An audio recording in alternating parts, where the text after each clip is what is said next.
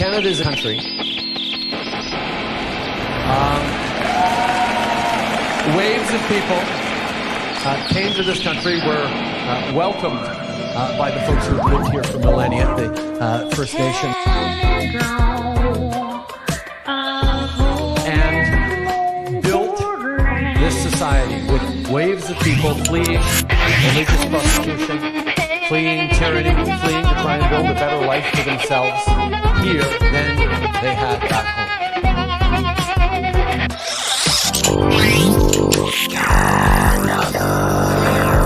Whether it's folks fleeing from world wars or fleeing from civil wars, these people always want the same thing: to be able to live in peace,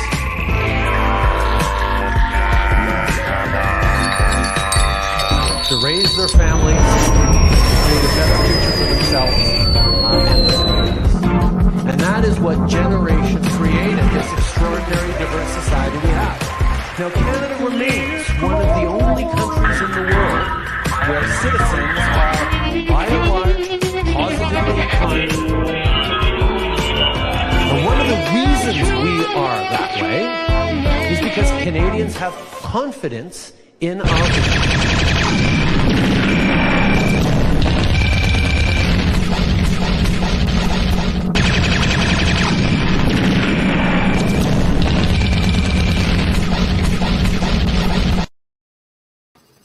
Welcome to Canada. Hi, I'm Andreas Xirtus. We're talking about mind control tonight, and I wanted to introduce you to some friends of mine. This is Vincent and Samuel. Say hello. Hello there. Or, whatever you say. Say tabernacle. Whatever you prefer. But these are Canadians. These are actual Canadians, real Canadians. French, Quebecer, everything, Straight up from we can do the whole thing in French if you want. Bien sûr. Parlez en français de Quebec. Parlez. I'm worse. You think the French think your accent's bad? You should hear a Californian try. Oh yeah, well for sure. But to the French it's offensive because we've taken it like in a different direction. Like language in Quebec is sort of unique and it's the way that it works. And I don't know. They kind of butcher the French language while also want to protecting it. And they're like, this is our culture, but like. If you listen to the way they speak, it's not the same that it's written at all.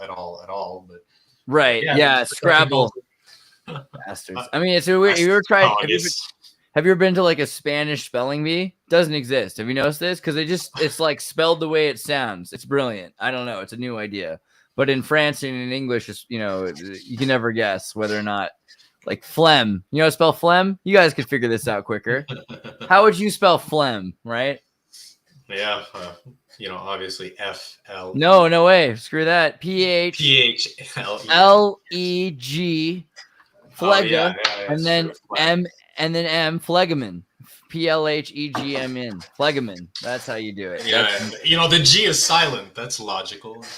Maybe they just want to be fancy. The G is hidden. It's for gnosis. I think that's what they're trying to do. Well, So the reason we're doing this, I mean, amongst other reasons, there's a couple things here, but I wanted to talk about Canada. There's a lot going on. First thing is, you guys have probably heard me go on my rants about Canada. I think there's something up there, something suspicious.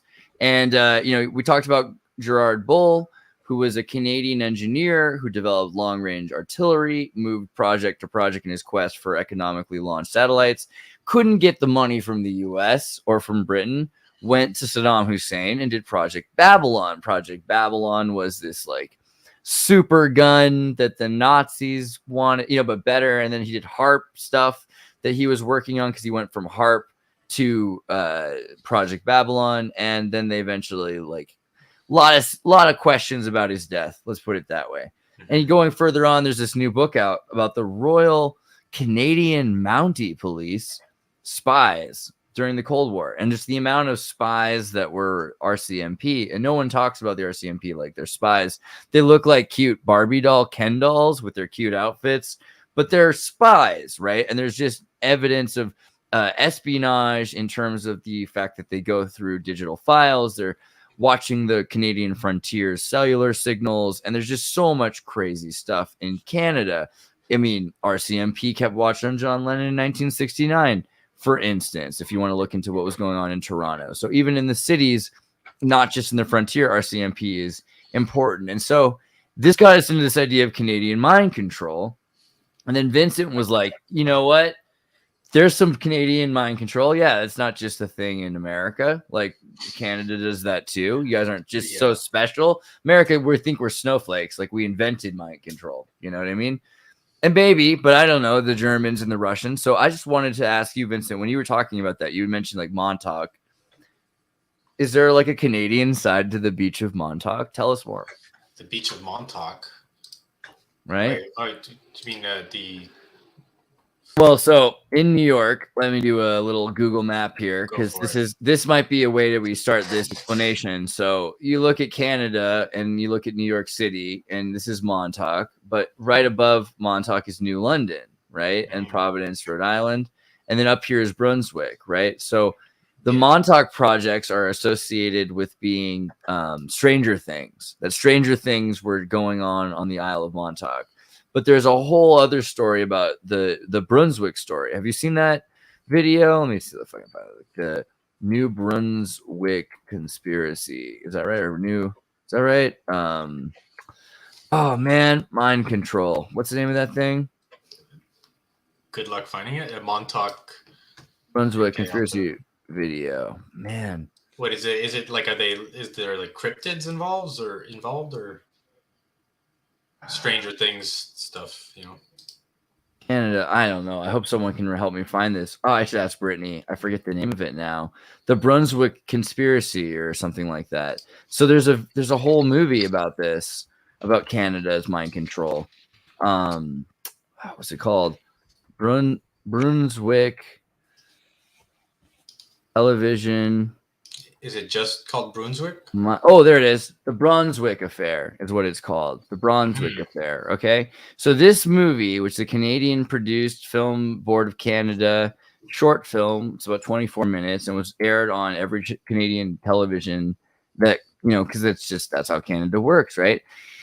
Talks about that a time that in 1964 to 65, it was discovered that new microprocessors in televisions were being used to supplant hypermercial advertisements that were causing people to do crazy things like buy gasoline at such a cheap price at this one gas station that they would fill 10 containers of gasoline and bring it home to their garage because they just couldn't stop themselves, or they'd buy all of the tomato cans because it was on sale, and that television was causing this mind control problem. And so what they ended up doing is saying, okay, what we need to do is figure out why television is doing this.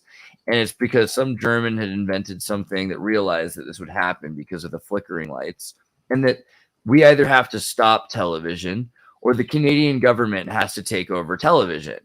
And so the Board of Culture in Canada decides that they're going to start running television to regulate what kinds of advertisements that these people are seeing and make sure that they see things about social progress and Canadian social concerns, right? I mean, the beginning of social Canada is realizing that America and Britain and Russia and Germany, they're all building their cultures.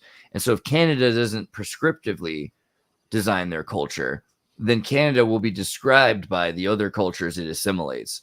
Canada is a country of immigrants, unless it's a country prescribed, which is why Quebec culture matters, because it's a prescribed culture saying Canada's culture should be French. It should be this way. It should be that, right? As opposed to saying Canada's culture can just be whatever it becomes. Right. Well, it's all part of the systems of control. The repetition patterns that they use to program us, basically, and that's why they call these things like television programming. Like, welcome to your regular programming. This is literally the point of it. It's a cycle of consumerism and that pattern of fear consume. And the difference in Canada is that we have a constant battle between, I guess, just the pride of French Quebecers versus English, and that's pretty much just endless. And it's cyclical because they do a referendum every few years, and we waste an election on that because, like, that's what it goes for. It's like it's either you vote for conservative or you vote for separatist, and then it just ends off being, well. So what do those things mean though? Like when you vote for conservative, what is a conservative French Canadian? Well, you know, they're the most French Canadians that are conservative are more so just like rural kind of minded or business minded. So those are the two sort of avenues of conservatism. But ultimately, like it's not that much unlike like Texas or America, rather, like conservatism, where you have like, you know, sort of there are radical branches. It's just that we don't really talk about them very much, and these get brushed under the carpet because it's inconvenient to talk about how there's radical right or left in the country.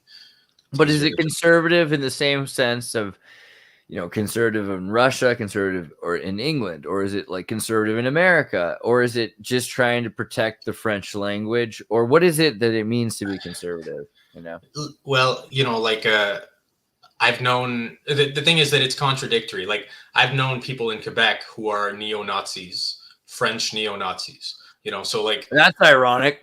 You know, exactly. Like you know, but then at the same time, I've known people who are on the left, and they'll sing songs like, you know, get the Nazis out of my neighborhood, but at the same time they'll go and like, you know, attack English people for being English.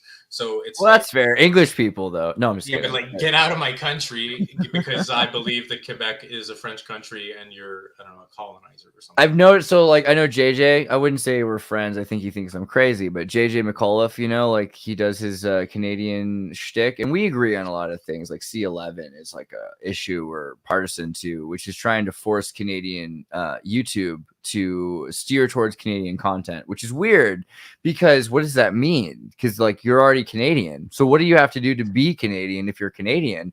If they're telling you what do you have to do? You have to literally talk about hockey? Do you have to be eating poutine as the video is recording? What do they want from you? What kind of watermelon stereotypes does Trudeau expect of you in order to be considered Canadian enough to be promoted by Canadian C11 YouTube, right? So it's kind of a weird idea because being Canadian should be a little bit more descriptive than prescriptive. You know, like you're not forcing, I don't know what it means anymore to be Quebecy because there's a million Chinese speakers and there's a million French speakers or something to that effect. So it's, well, Trudeau, you know, like I think that he wants to just have a homogenized perception of Canada because the way that he tries to, you know, I guess turn the values of what he perceives to be Canada or what he's told to tell us is the values of Canada.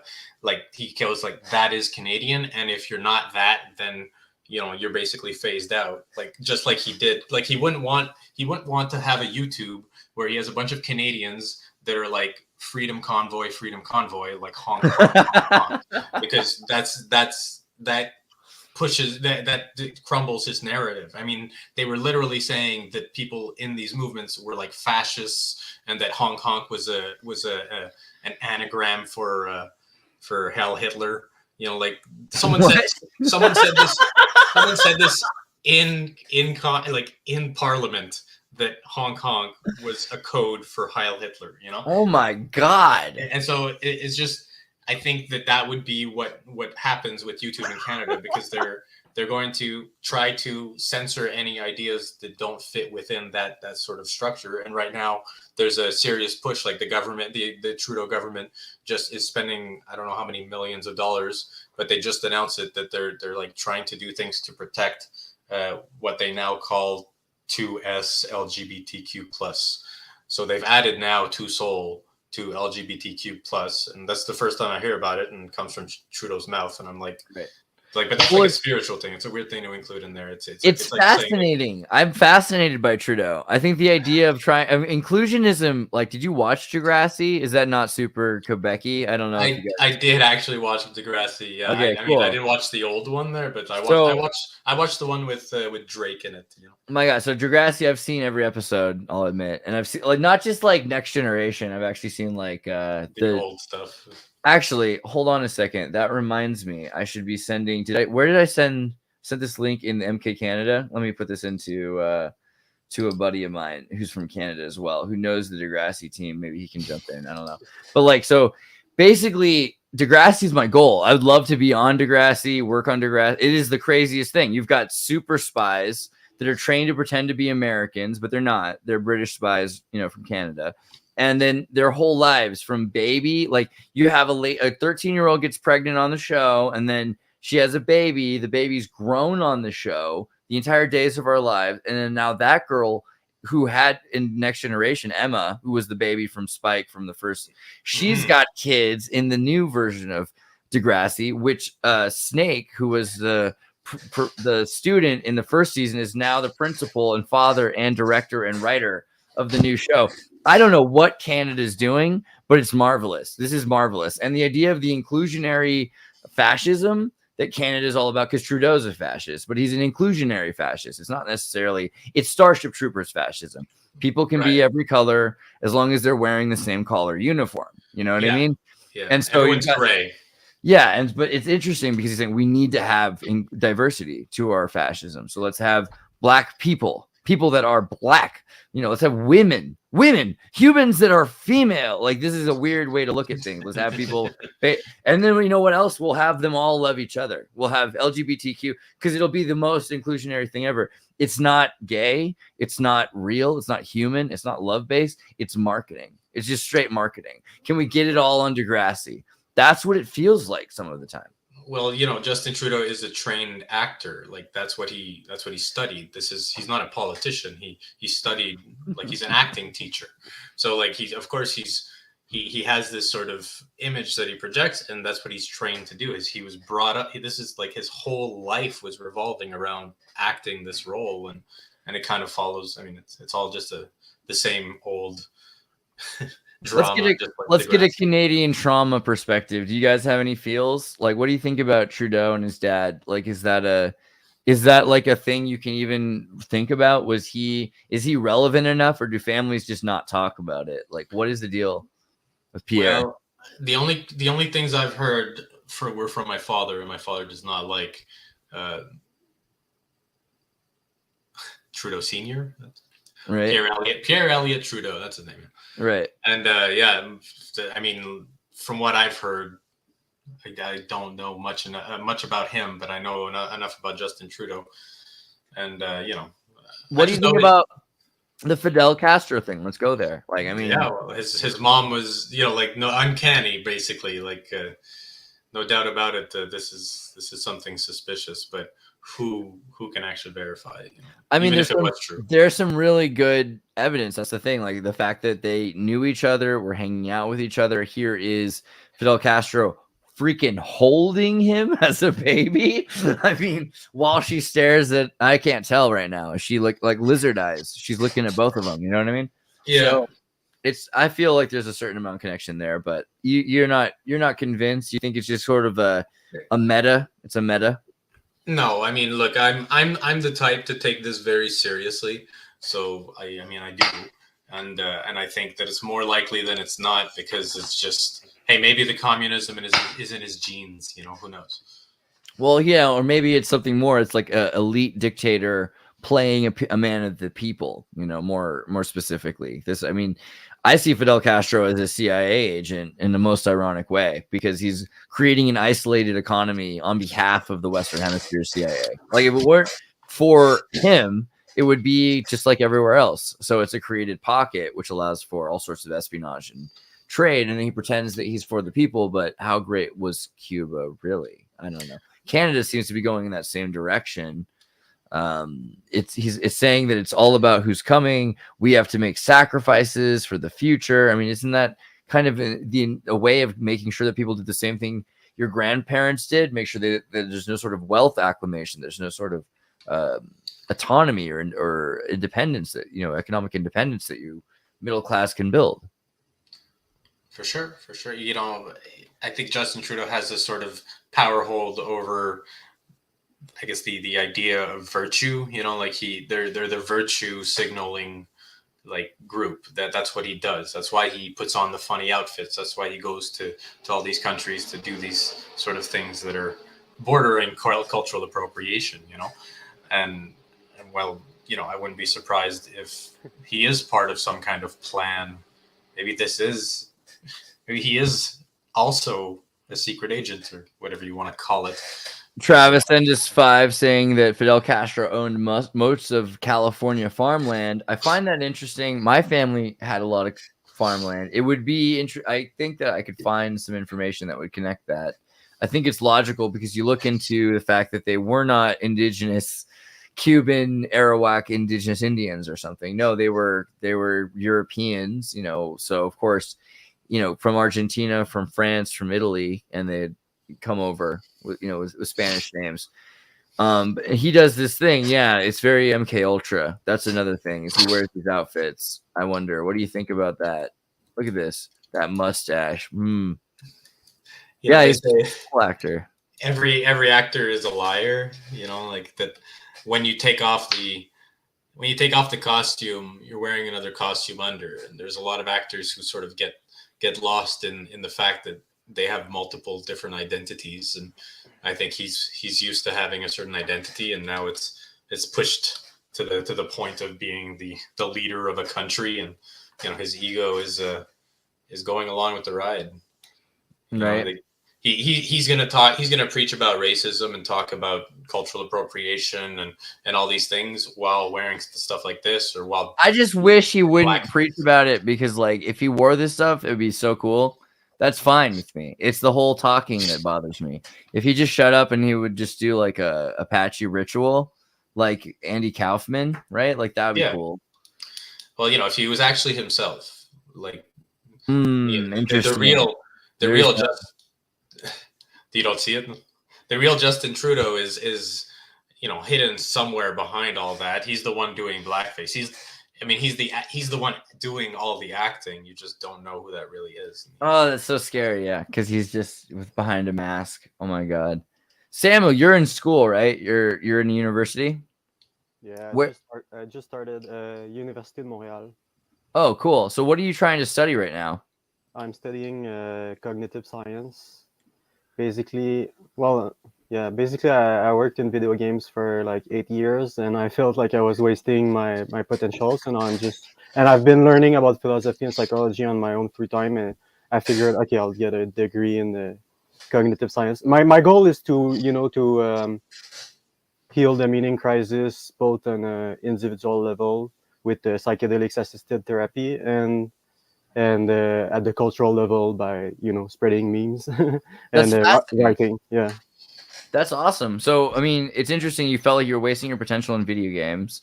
I've started to think that, you know, I watch really deep movies a lot of time, like French-Canadian movies from the 70s, and I'm like, wow. And then I'll find out this movie inspired George Lucas to make this movie that Disney bought and made for kids. So sometimes I'm thinking video games might be the way to bring philosophy to people. Do you feel like, what was the problem with video games that you couldn't make an impact in that industry? Go ahead, tell them the problem with Ubisoft. I won't go into the details because there's Vince, you shouldn't have said the name of the company. He could have. He didn't do that. Sorry, it wasn't Ubisoft. It was Schmoobymoft. Schmoobymoft is this company from Portugal. Anyway, keep going.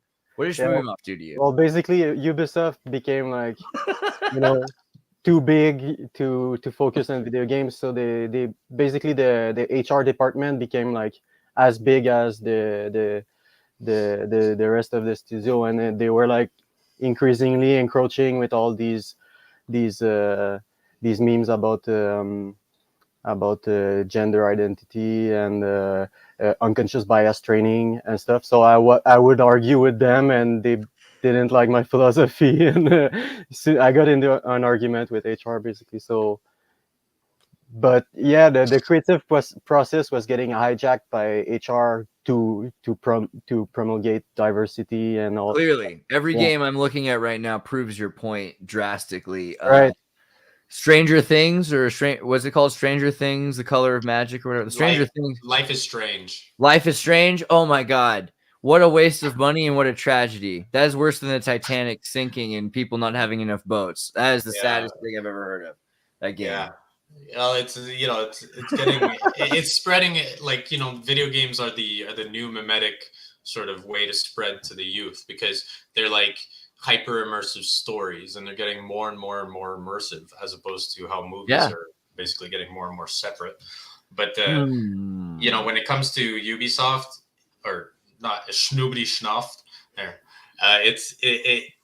there was a problem with they were projecting a certain image of being a certain way, and then as they're promoting all this diversity and doing all this stuff, you have like, you know, rape allegations coming out and sexual harassment allegations coming out. So the person who was in charge while all this diversity and, you know, I guess maybe he was trying to compensate for the things he had done, or maybe they were a way to rationalize them, that like he was sexually harassing and assaulting women. So like, I don't know. It seems like part of the virtue signaling aspect of. Mother opens up about being virtually gang raped in metaverse. A woman who reported being groped in virtual reality late last year has come forward to discuss her horrifying experience. Within 60 seconds of joining, I was verbally sexually harassed. 3 to 4 male avatars with male voices, essentially, but virtually, gang raped my avatar and took photos. As I tried to get away, and they yelled, "Don't pretend you don't love it and go rub yourself off." To the photo, Nina Jain Patel, 43, recalls in the Medium post recalling her nightmare she experienced as a beta tester on the VR platform Horizon Worlds, created by Meta, the company formerly known as Facebook.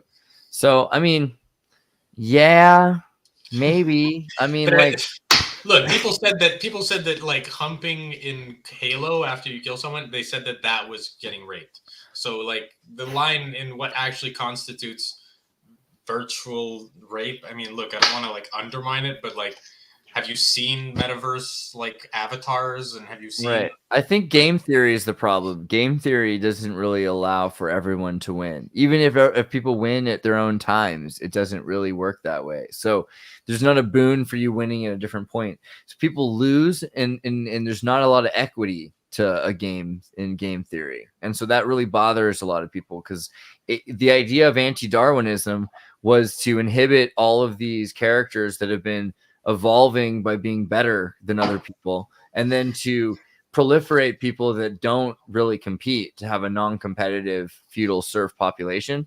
So I feel like that's the problem with games in general, is it's like, of course, people want to play games, but they want to turn games into casino experiences where you don't really play games. You just have a game of chance or something.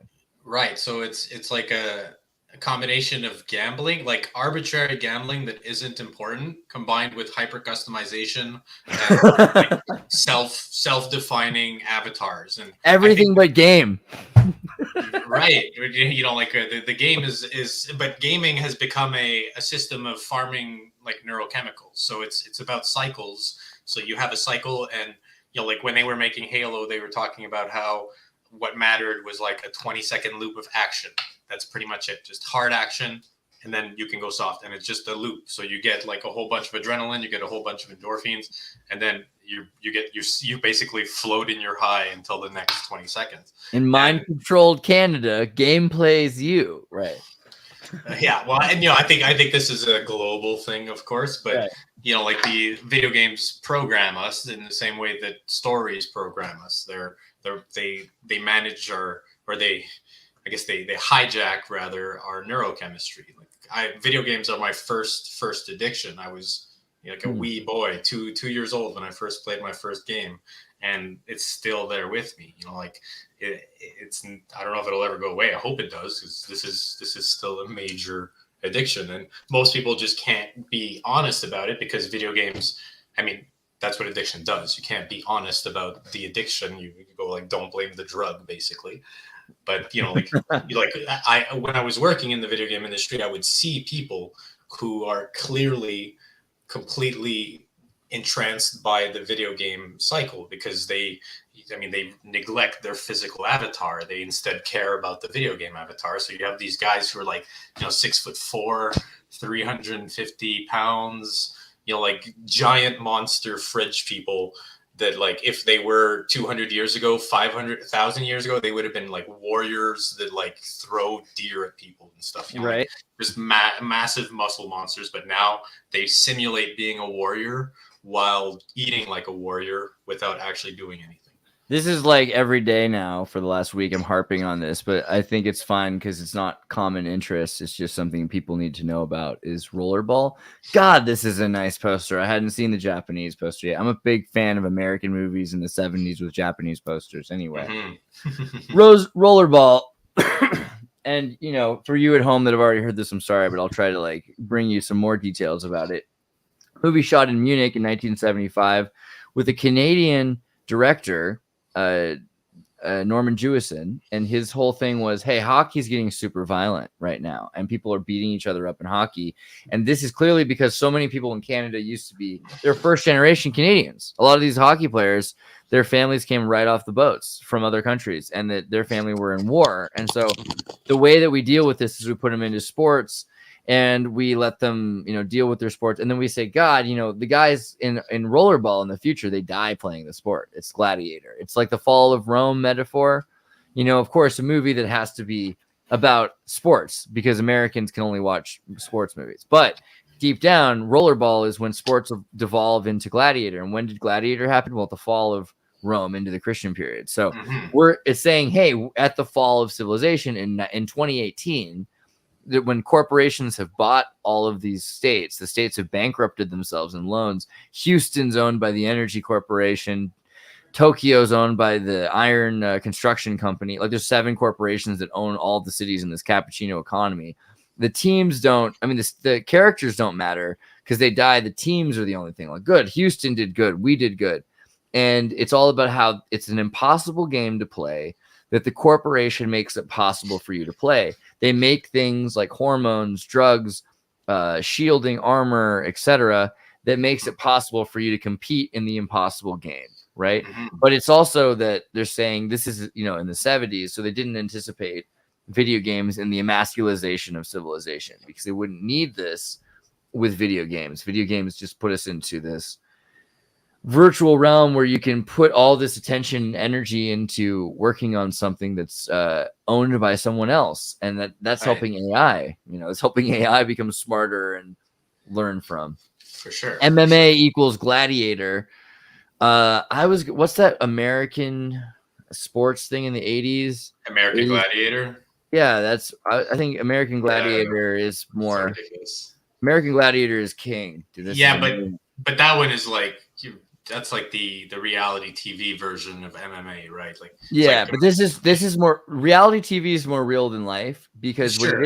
it's people that are trying to become the thing they want to be, and so they're taking steroids and things. So that's if I made a rollerball, what I would make it about is trans athletes, not exclusively, but about the fact that it makes it possible in the American Gladiator arena for trans to compete. But more than that, it's the impossible game. So you have to be augmented. You can't just be human. It's an impossible game to survive. The corporation has to give you what you need to make it. So the corporation gives you the trans augmentation that makes you more yourself because you were born less yourself than you really are, right? Right. Well, are you familiar? Are you familiar with Battle Angel? Battle Angel, good anime. Hold on. Yeah, great manga. One of the greatest mangas of all time, by the way. I've not read the manga. I've only ever seen the anime. The anime is okay. There's a James Cameron movie, or I think James Cameron produced it or something. But anyways, in it they have a game called Motorball, which is functionally the same as Rollerball, except they're all androids. So it's after body augmentation has come into the system. So now people are augmented in a way that is beyond our current, let's say beyond the way people could have imagined in the 70s. And yeah, that might be coming. That might be the next step of human customization when you have actual human bodies that are either fully synthetic or partially synthetic. Because let's say VR headsets get more and more advanced. Eventually we're going to get surrogates. We're going to get people who are able to control a puppet body with VR headsets. So they'll just be at home chilling, and then they'll be able to navigate the world using these surrogates for their bodies, basically. There's movies about that too. I see a Neuralink future coming where it's going to be a lot cheaper just to rent out humans, and so you'll jump into other bodies.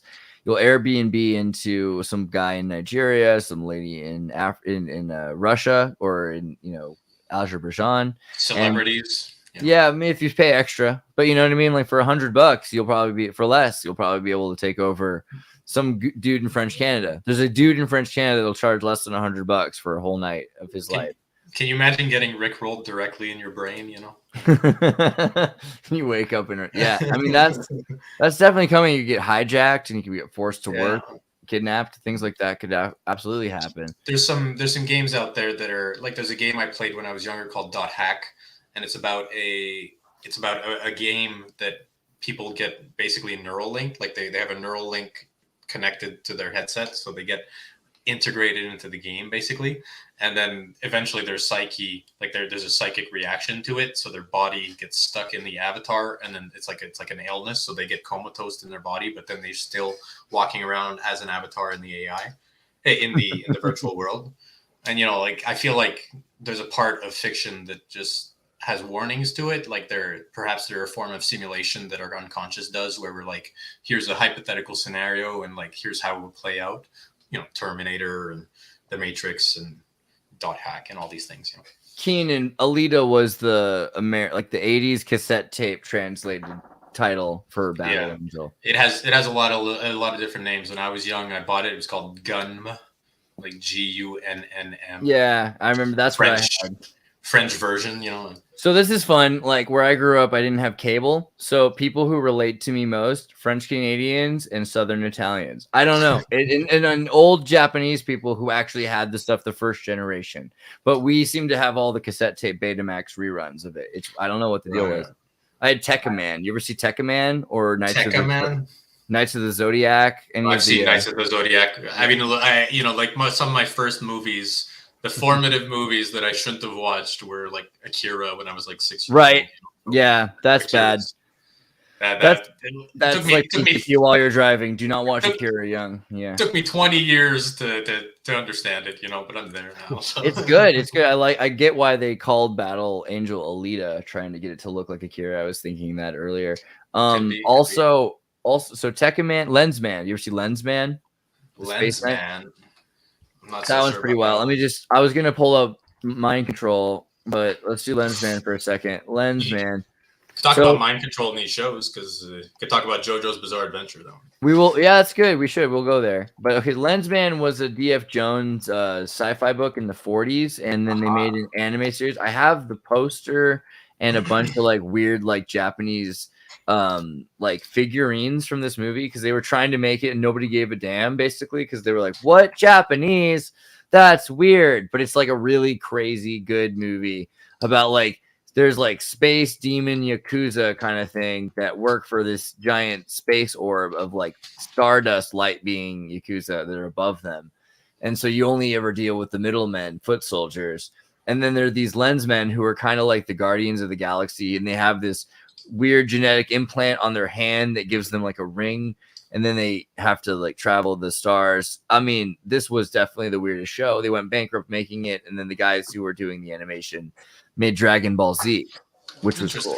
So well, we got a lot of when I was growing up, there was a lot of like cheaply translated French versions of Japanese shows. Like we had one that was Les Cité d'Or, so it was about the Aztec city of gold. And that was a major show for kids growing up in Quebec for some reason. Just let's have a show about a giant golden falcon that comes from the Aztecs. And then there's like a L'Orphin Jérémie or something, or Petit Rémi. I'm not sure.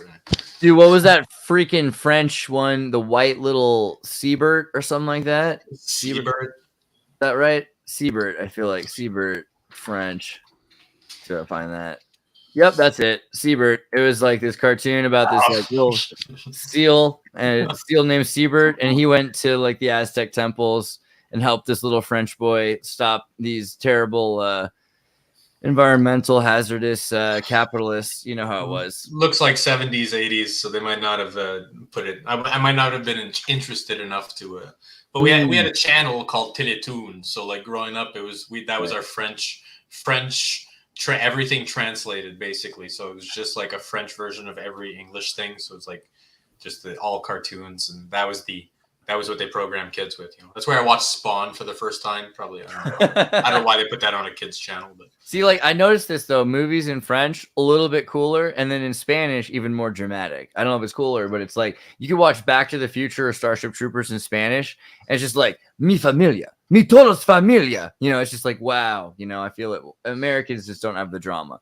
But there's this movie I saw. Ben Joseph Stewart, a friend of mine, made this documentary. He talked to some Canadians. It's called Ungrip, and it's all about the idea that Canada is like Turtle Island, really. And then, so let me see if I can find that Turtle Island picture. Yeah, right. And it's this giant Turtle Island. Let me see if we can find a map of Canada.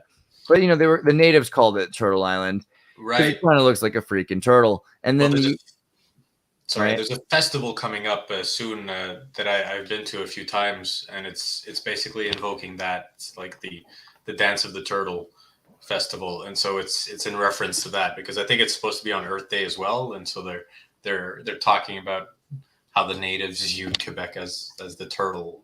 Right. The idea was that the land was a turtle, and then the sea powers is Canada, the Canada or whatever, the Canada Strait up here. This is the Canada, and so the naval powers that took over Canada, the British naval powers that took over from the Dutch East Indies, that they control the naval Canada, but the land power theoretically is still Turtle Island. So the military government, this is like sovereign citizens in America. There's this whole thing about Canada that you have complete autonomy and sovereignty if you choose to, unless you believe in the jurisdiction of the naval powers of Britain. It seems minorly more interesting when you think about, was it the French Canadian Island 60 something, 64, I don't know. Right? There's these islands that were decided they were going to stay Saint Pierre Miquelon, right? French territory. There's like one province allowed to France after the British government took over all of the French territories. Yeah, well, I think a lot of Quebecers would love to be able to just segregate whenever they want, but sadly, the Montreal government, the Quebec government, the Canadian government doesn't really want that. So individuals be damned, basically, and now it's just another system of control that comes back every so often. I don't think that you could actually invoke this and win in any capacity. Now right. They control the image of everything. So if you had someone who was like, I'm sovereign, they'll be like, oh, he's an extremist or something. Yeah, but also French Canada seems minorly isolated because you speak French, so it's hard to appeal to people that don't speak French. You have to like talk to people in another language to choose to speak English, which ironically is the language that trying to avoid being forced to speak. Maybe not trying super hard, but a lot of Montreal has been trying to protect French. What do you think about all that? Do you think that French is a mechanism of control, or do you think it's like an ability for you to think in your own way? Well, I think language is the way that our brains are programmed. So we format our way of thinking through the way that our syntax is structured, and conjugation and all these things. So when it comes to mixing French and English, I think we get a certain loss of identity at some point, because people define themselves by their language, basically. So that becomes like a big part of the way to control, because you can build up like anger about it. You can be like, oh, we're trying to protect the language. So what we're going to do is we're going to make you have reasons to scapegoat English for the negative things or the dying of French or whatever. Because all you really need to do to preserve a language is to keep teaching it. That's it. You just need to teach it. Make it mandatory in school, and people will be forced to learn it, and that's it. Because you can push all the culture you want, but if your culture is shit, like what are you gonna do? Like you're not inspiring people to like your culture. Like the best movies that French Quebecers make are making fun about how disconnected French Quebecers are. Like we have a movie called Elvis Gratton, which is an Elvis impersonator who becomes world famous, and then it's about his adventures as a really, really stereotypical French Quebecer, as a famous person in America. It's kind of like our Borat. Like that's the best analogy to give. It's like our Borat, that they just have this sort of parody of French people. And I mean, it looks good though. I mean, no, I mean, this is written by some of the smartest French Quebecers around, and for sure, I mean, it's a hilarious comedy in its own right. But at the end of the day, it becomes part of the programming, and like most people I know who like it, they just like it because of the stupid jokes and the dumb things. Just like most people like Borat because my wife or whatever. But the Peanut Butter Solution sticks out to me as a fantastic French-Canadian film. And it's sad. The tragedy here is that the French-Canadian's the bad guy. Of course. He's got a weird accent. You can't trust him, kids. Like, what are they doing? That's the opposite of what I thought France was trying to do. There's a series of movies that one of them is called Le Déclin de l'Empire Américain. The other one is called Sam, do you know what the other one's called? Do you know what I'm talking about? It's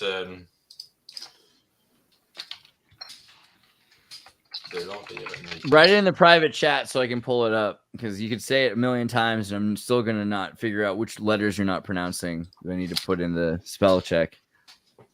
It's just what it is. I can read French, thank God. Yeah, so if I'm not mistaken, it's actually the same guy who made Elvis Graton. Oh yeah, Michel Robo or whatever his name, Michael Robo, Rubo. Oh, I might be wrong. No, I think it said Denis Arcand made one of them, but he might not have made them all. Anyways, I'm not sure. But yeah, the one with the ghosts and the kids with the rats in the snow. La Guerre des Tucs or something. La Guerre des Tucs. Send me the links, man. I can't remember the names of these movies, but I've seen them, which is like the worst part. When I was a kid, I was traumatized by French Canada completely. I was like, what is wrong with your people? No, I'm just kidding. I love these movies, though. It's like Snow Day, right? French Canada snow movie. Freaking 19 Quebec. 1981, I'm gonna guess. Neige? No. I don't know. We have to find it. 1980s right here. Oh, in English, it's called The Dog Who Stopped the War. Oh, there you go. That's right. I can remember that. That's right. That is the title.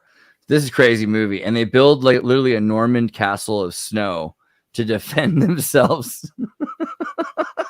Which is like, good job, French Canada. Yes. Le Guerre Tuc. Is that right? Guerre de Tuc? Guerre Tuc? Guerre de Tuc? Guerre de Tuc. Okay, Tuc. Okay, good. I did it right.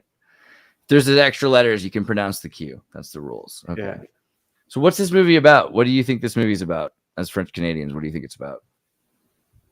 Oh, Vince is gone. Hi, Vince. Nice. Thank you, buddy. What's this movie about? I mean, as a child watching it, this was just traumatizing. French kid stuff, but I mean, traumatizing. It was no more traumatizing than just being a kid in the snow of Quebec. Did you ever have to gather rats and sell them to the local garçon so you could buy your snowshoes? I don't know. No, but the more rural we get, like the more that these things are closer to reality, because obviously, like, I grew up in the 90s, so I didn't this movie's from the 60s, 70s, and I feel it relates more to, say, my parents' experience or that generation, because this is like, for me, I'm like, okay, kids playing in the snow, that's like every winter back when I was young, but that's something I know. It became a little extreme. The thing is that Degrassi started out with like poor immigrants of, sons of immigrants, and then it became like, we all own Saabs, we're super rich. Look at me, I'm Drake. That was Canada, the excess period. Right. Well, poor Canada was a lot more relatable Canada, I thought. Once you start to prosper, you start getting disconnected, right? And we have ways that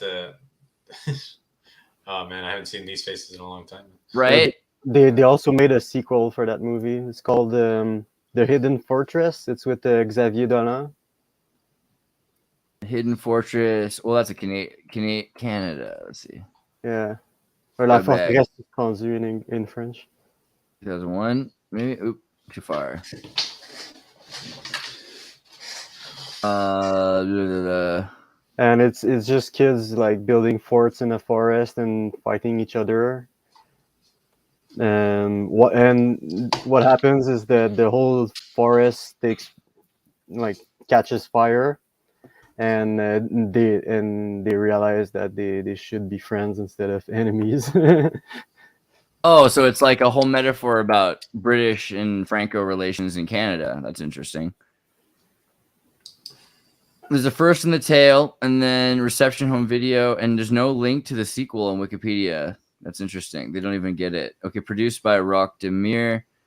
Is it going to say what other movies he made? Blah, blah, blah. The Hidden Fortress.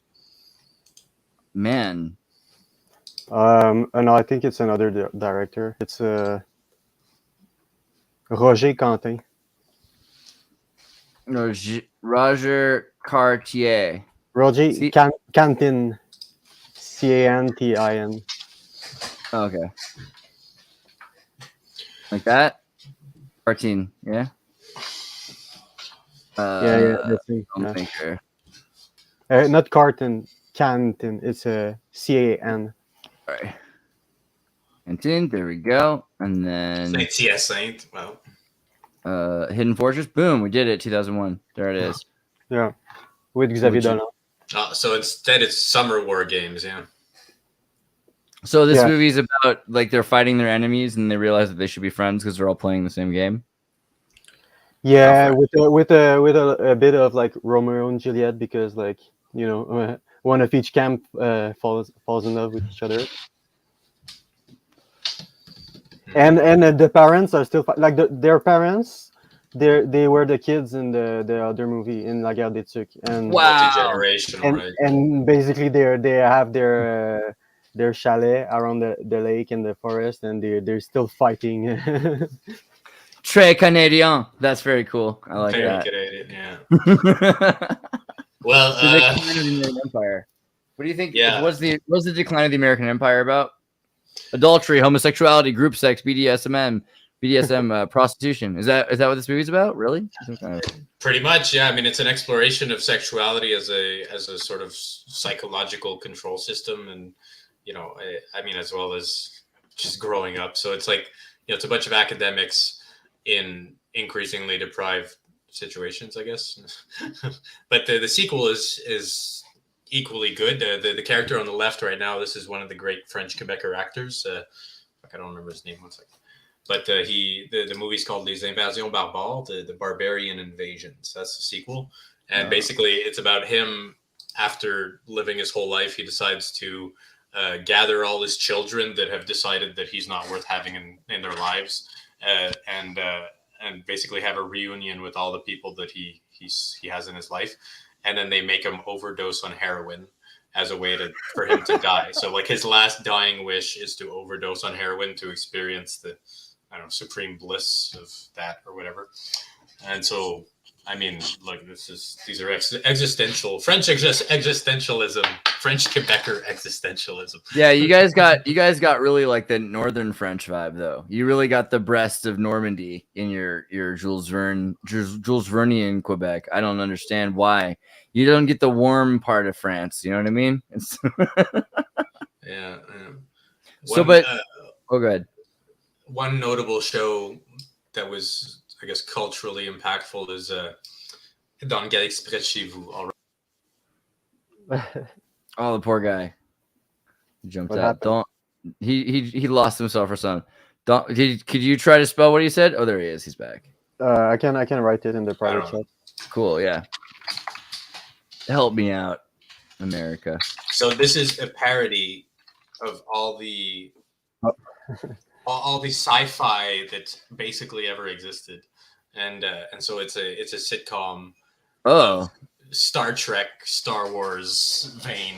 Ooh, this looks like my kind of. This looks great. Oh yeah, you'd probably enjoy this one. But yeah, I mean, this is one of the better pieces. What's the setup? Why? How they get there? There's basically global warming has wrecked the planet so hard that they needed to turn to the most powerful country in the world, Quebec, to send out a cheaply made spaceship to find new planets for them to colonize. And so it's them riding around in a literal tin can through space, you know. So the whole joke is that they have no budget and that like the whole show is super cheaply made. And and so, you know, it's a parody of the old Star Trek and the new and everything, and they really go pretty much everywhere. But this is filled with that sort of, I don't know, I want to call it like feel good MKUltra, you know, like just here's some like endless jokes that are just constant, and you know, we can, I guess, segue into the Just for Laughs stuff. Just for Laughs. Have you ever heard of Just for Laughs? No. What's this? So this is French Canada. I mean, this is Canada basically. The show we have like an annual every summer a huge festival, comedy festivals, and so this is basically just the regulation of humor. Like we have in Quebec, we have a school for humor where all the comedians that make it onto French Quebec or Just for Laughs, which is just pour rire in French, they're all basically contained within a certain box of what they're allowed to say and what they can't say, with the few outliers who are notable, like Mike Ward. And that's pretty much it, really. Mike Ward is pretty much the only one who's different than any of the other ones. And Rick Mercer. Well, Rick Mercer is the Canadian Jon Stewart, like Daily Show Jon Stewart. This guy here? Yeah, this is the Jon Stewart of Canada, basically. So same era as Jon Stewart. This is the thing. People are always upset. People are always upset that like other cultures are living a rerun of our culture, but I like it because our culture is messed up right now, and I miss the Jon Stewart era. I would totally take a Canadian Jon Stewart in a heartbeat over Trevor Noah and whatever the hell is going on. I mean, yeah, I got lucky and I actually watched. I was there as a teen during the Jon Stewart era, so I saw it all, you know. And at the same time, Rick Mercer was kind of like a watered down, family-friendly version of Jon Stewart, where instead they played at 8 o'clock instead of at 10 o'clock or whatever. Gotcha. Yeah, that's the other messed up thing about being from California, because like New York late night TV plays 3 hours earlier in California, so kids get to watch it. So we're a little more messed up over there. But so okay, I was gonna pull up the mind control thing. And Montauk mind control victim interview, Montreal court case, nab CIA for illegal mind control experimentation, more than 250 unsuspecting patients eligible for compensation. According to Canadian ruling, critics of the CIA-funded mind control program calls attention to the fact that they're still going on today, right? And there's all this talk about Bluebird and Artichoke. You had actually found this interesting video about Canada, CIA experiments in Canada, the Fifth Estate. Talking about, and I've seen some videos similarly. I'm not sure if this is the same, where they talk about the lady who she went in to get some therapy. They shocked her full of LSD, electroshock therapy for like, I think they just intravenously gave her LSD for like 6 months or something. And then when she woke up, she had to be taught how to wear a diaper, walk, eat. And she completely, she's a completely new memories of who she learned English again. Was completely erased and depatterned, and that was, at least they showed that could be done. right. Look, this happened in our city, basically, where Sam is living. Not too far from him right now, actually. So it's funny because we sort of brush these things under the carpet, but they're part of our history, they're part of our culture, and we just sort of. We have a few Fifth Estate shows, which is the most mainstream dilution of what these things actually are, because this is just CTV. This is Canadian television. This is, government run. So the government and media they go hand in hand in Canada. There's no way around it. And so you'll have this is sort of PR control. You have, you get to control the perception that people have of what happened in those places. And, since they wiped the memories of most of the people there, most people will never actually know. Is this the one? This is the lady, right? Like this is remember. Her. I think this is her daughter. Okay, yeah. So the lady, you had her before. She's also at the end, but she's older, of course. Right. And she's like, I don't remember my name. I met my kids again. I didn't know them. I had to be introduced, you know? Yeah. I know they're my kids now, but I didn't know they were my, it's like everything was just erased. Childlike, reducing to a childlike state. Oh, Anne Hesh, red wig. Yeah, so it's about Why depatterning. did Anne Hesh wear a random red wig in Venice? Childlike state. State. Where is it? I saw it earlier. Childlike state. There it is. Boom. Childlike state. Well, you saw it. Sweet little girl, childlike state. There's been a few points that this is, that's the idea that they're reducing these people. I'm about that though. They said this is still happening. Do you think that the universities have programs? They're giving people, you can get money to take a new pharmaceutical research chemical or be in some sort of a trial. The military is doing it. Do you think something's going on like that, or what do you think? Where does it fit in Canada? This mind control still going on today. What do they mean? I think every country has a sort of, and I mean not every country, but every country gets experiments done to them by those that would be controlling MKUltra. So it's like each country is a different structure of mind control with unique cultural twists. And hey, let's see what happens in 100 years. So that's what they were doing here. Like what happens when you take a bunch of French Quebecers and fill them with ideas of rebellion. Will they rebel in 100 years, or will they keep going, taking it forever? How can we make them take it forever? Build a cycle to basically depatternize them in one way and build a new pattern in another way. And so that's where you get just constant, instead of hating, say, the people who are actually causing these systems of control, well, divide and conquer, you make the people fight each other. And so, the most racism I've ever experienced in my life, or the most bigotry, was from French Quebecers, because I'm half English. Just the fact that I can speak English was enough for some people to be like, hey, it doesn't matter if you speak French well, you're English, you're like, get out of here, we'll kick your ass, kind of thing. Like these, and these were in the most liberal crowds possible. Like this was at punk bars. This was at, like the most open scenes musically and mimetically, while at the same time, like the overarching meme, or the overarching, I guess, brainwashing, whatever you want to call it, of hating English people was at the forefront of everything. For the French that are diehard separatist kind of people. Yeah, it's interesting that like in Quebec, the nationalists are left wing. Like most countries in the world, like you're nationalist, you're right wing, but here you're left wing, and also like xenophobia against English speaking people is all right for some reason, and they want they want to separate from Canada and make their own country, but and at the same time they want to defend natives' rights.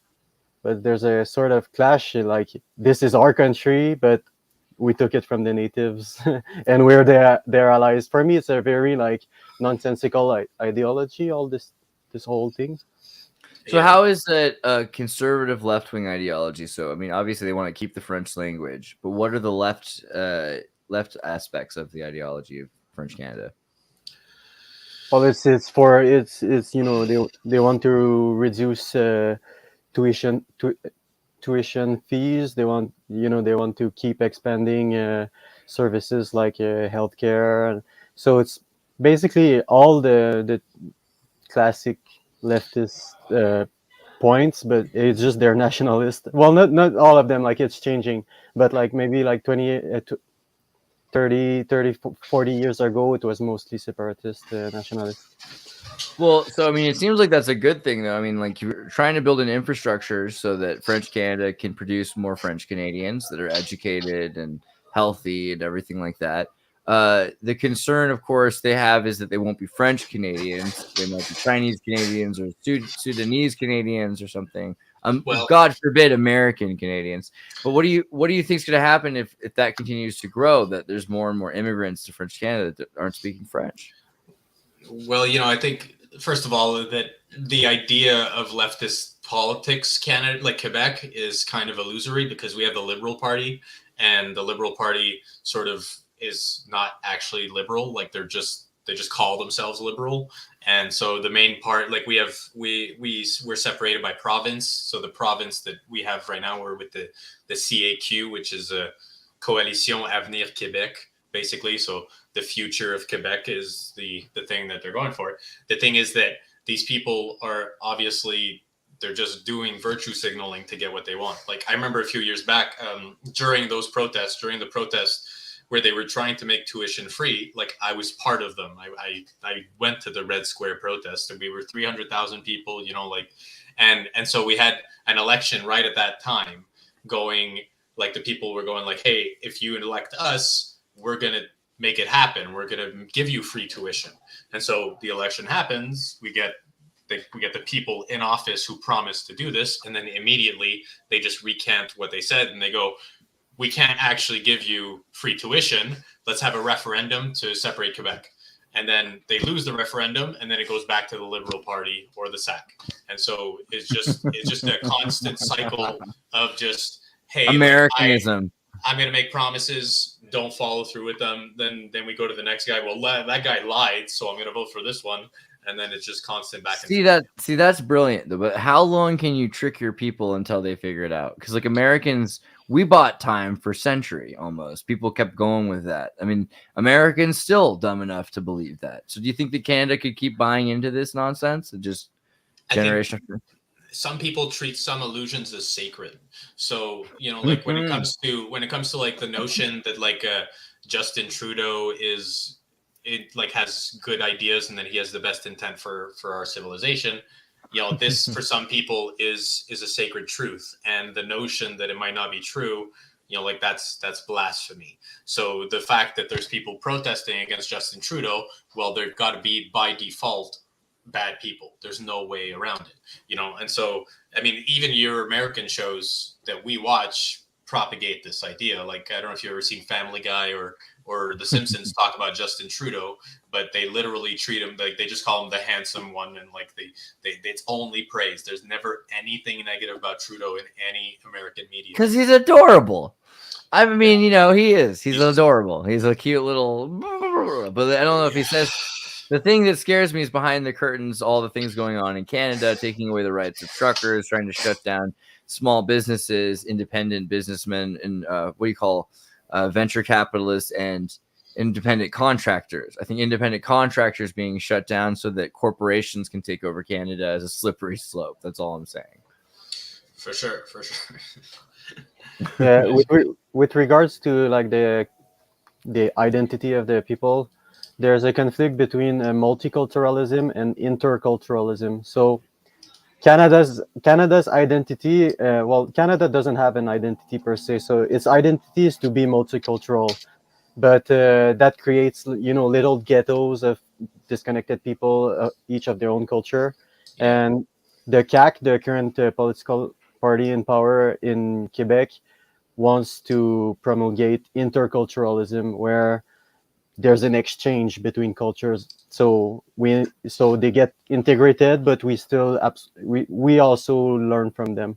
But Canada is like doesn't want to integrate people. They just want to be multicultural. Right. They want to assimilate people, not actually, because like the thing is, a lot of the cultures coming in that they invite in don't have the same values as Canadians. So like if you have a more conservative country and you just make a bunch of people immigrate from conservative countries into a liberal country, what are you going to do? Like Muslims? Are Muslims hyper liberal where they come from? I'm just saying, like, it's ironic. They're bringing in hyper conservatives from everywhere. These are the people that are like, whoa, there's too much change in my country. I need to escape. Doesn't matter where. I'm not so sure I believe it, but I've heard people talk about how there's an attempt to sort of create a mixed race across all things. So like if you bring in multiculturalism, that'll mean more people are breeding with different races, which creates a loss of identity because your actual roots become muddled. You get constantly branched out until you're a mutt, basically. So and I know this because I'm a mutt. I'm a hybrid of all these different cultures, and I've lost my identity as a result. I don't really care or identify as a Quebecer because Quebec to me is just another part of a system of control in the end, because it's just, hey, this is your identity. You have to take Quebecer values. You have to speak French. You have to do things like this. And it's no different than what the colonizers are doing, except with the meme of French instead, Well, so one of the things I think of, again, we're talking about descriptive versus prescriptive culture. Canada does have a descriptive culture of diversity. I agree with you, Samuel, that it is a bunch of pockets, and also Vincent, that there is perhaps a means to mix them together. Sometimes I wonder, though, because diversity is an oxymoron. Diversity is this, it requires this isolation, it requires this confederation, it requires some amount of segregation, either socioeconomically or engender some other stereotype that you use to complete this. And again, with Degrassi, they've got the LGBTQ club in Degrassi and the Islam club have to share the same high school special interest room, so that the gays and the Sharia law somehow merge. And this is supposed to be prescriptive Canada, right? Because that way they're able to teach their values, and you can love Allah and still be gay. And it's a weird kind of Trudeauvian Canadian ideology that you could be gay and love Allah. Only this thought could exist in Canada. I don't even think America could have come up with this, but it's amazing. I think it's amazing. And I don't know. So all I'm saying is, Canada does have this idea of, we're going to go out to the frontier. We're going to have a little mosque on the prairie. It's going to build this new culture up. But are they really trying to homogenize it? Like, is that the goal, to say, hey, Canada is the homogeny of all of the radical parts? Because if that's true, then Canada is true heterodoxy, and I'm for it. I'm more concerned that it's going the other direction, that they're trying to say, hey, if you're Muslim, you could be Muslim, but you got to let go of your whole gay thing. And then if you're gay, you can be gay, but you got to let go of your whole Muslim thing, and they're just trying to take away from each other until we hit a point where there's like a unipolarity. And that is poutine. And I don't know, I like poutine, but I don't know what's in poutine all the time. You know what I mean? It could be any kind of gravy. It could be duck. It might not be duck. It could be pig. I mean, look at diversity. That is the diversity that filters ideas in order to allow the diversity is homogenization, because what you're doing is basically going, here's your playpen, here's the way that you have to think, and if you don't think this way, then you can't be part of the diversity. So it's exclusive diversity, basically. And so what you see when you have little mosque on the prairie, this is a projected ideal that they want to have, but it's like they're putting the cart before the horse, because you can't just you can't put a show about a Muslim faith and then be like, this is what you have to believe, because they already believe what they believe and it's part of their faith. And so to remove that is basically going, well, we can culturally tell you what to think about your own book and your own God and your own belief system, but it doesn't happen, because there's still racism, there's still sexism, and there's still a whole bunch of like we have honor killings here too. So it happens here too. Yeah, Toronto. There's been Toronto honor killings. That's a good point. Not just Montreal, even in Toronto. Rock and Rule. Have you seen this movie? I think I have, but this was a long, long time ago. I know what it is, but I've never. I'm so grateful to meet other Canadians, because a lot of time Canadians are like, oh yeah, I'm vaguely traumatized as a child by that movie too. So Nelvana made the Care Bears when they went bankrupt, trying to make this movie.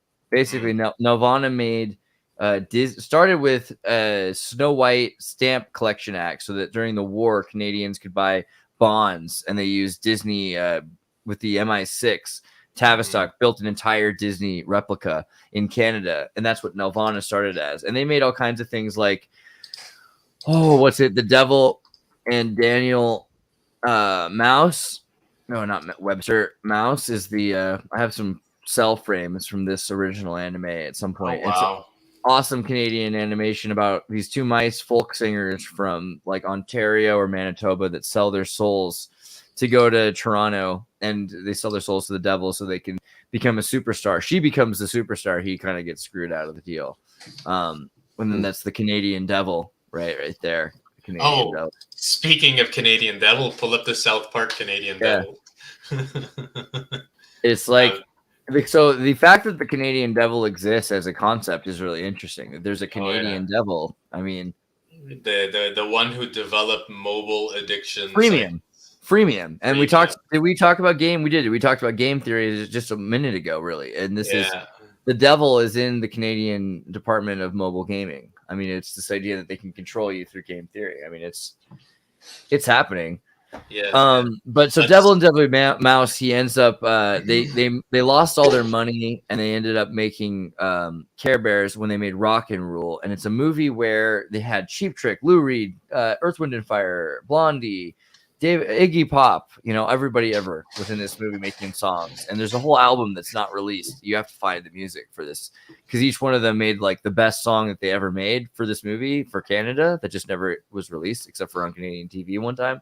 Mm-hmm. And it's about like in the future, everything's screwed up. Everyone's a mutant dog. And then a rock star wires a woman to a circuit board after doing an American Idol contest across the world. And he, using a MIDI machine, forces her to sing the right notes to invoke a demon, which then he has to feed the audience to the demon to bring it through a portal with this giant laser that uses all the power of all of the city. But this was the Canadian epic and it was amazing because it reveals everything. It talks about occult, paganism, magic, mind control, Satanism. They go to clubs. It's all there, yeah. But it's like it was too true. And Canada let this happen through prescriptive culture. They said we need a Canadian movie, we need Canadian stars, we'll have a Canadian, and somehow they allowed this to exist in a world in America. This could never have happened. Well, a movie like this could never have been released because they would have stopped it before it got out.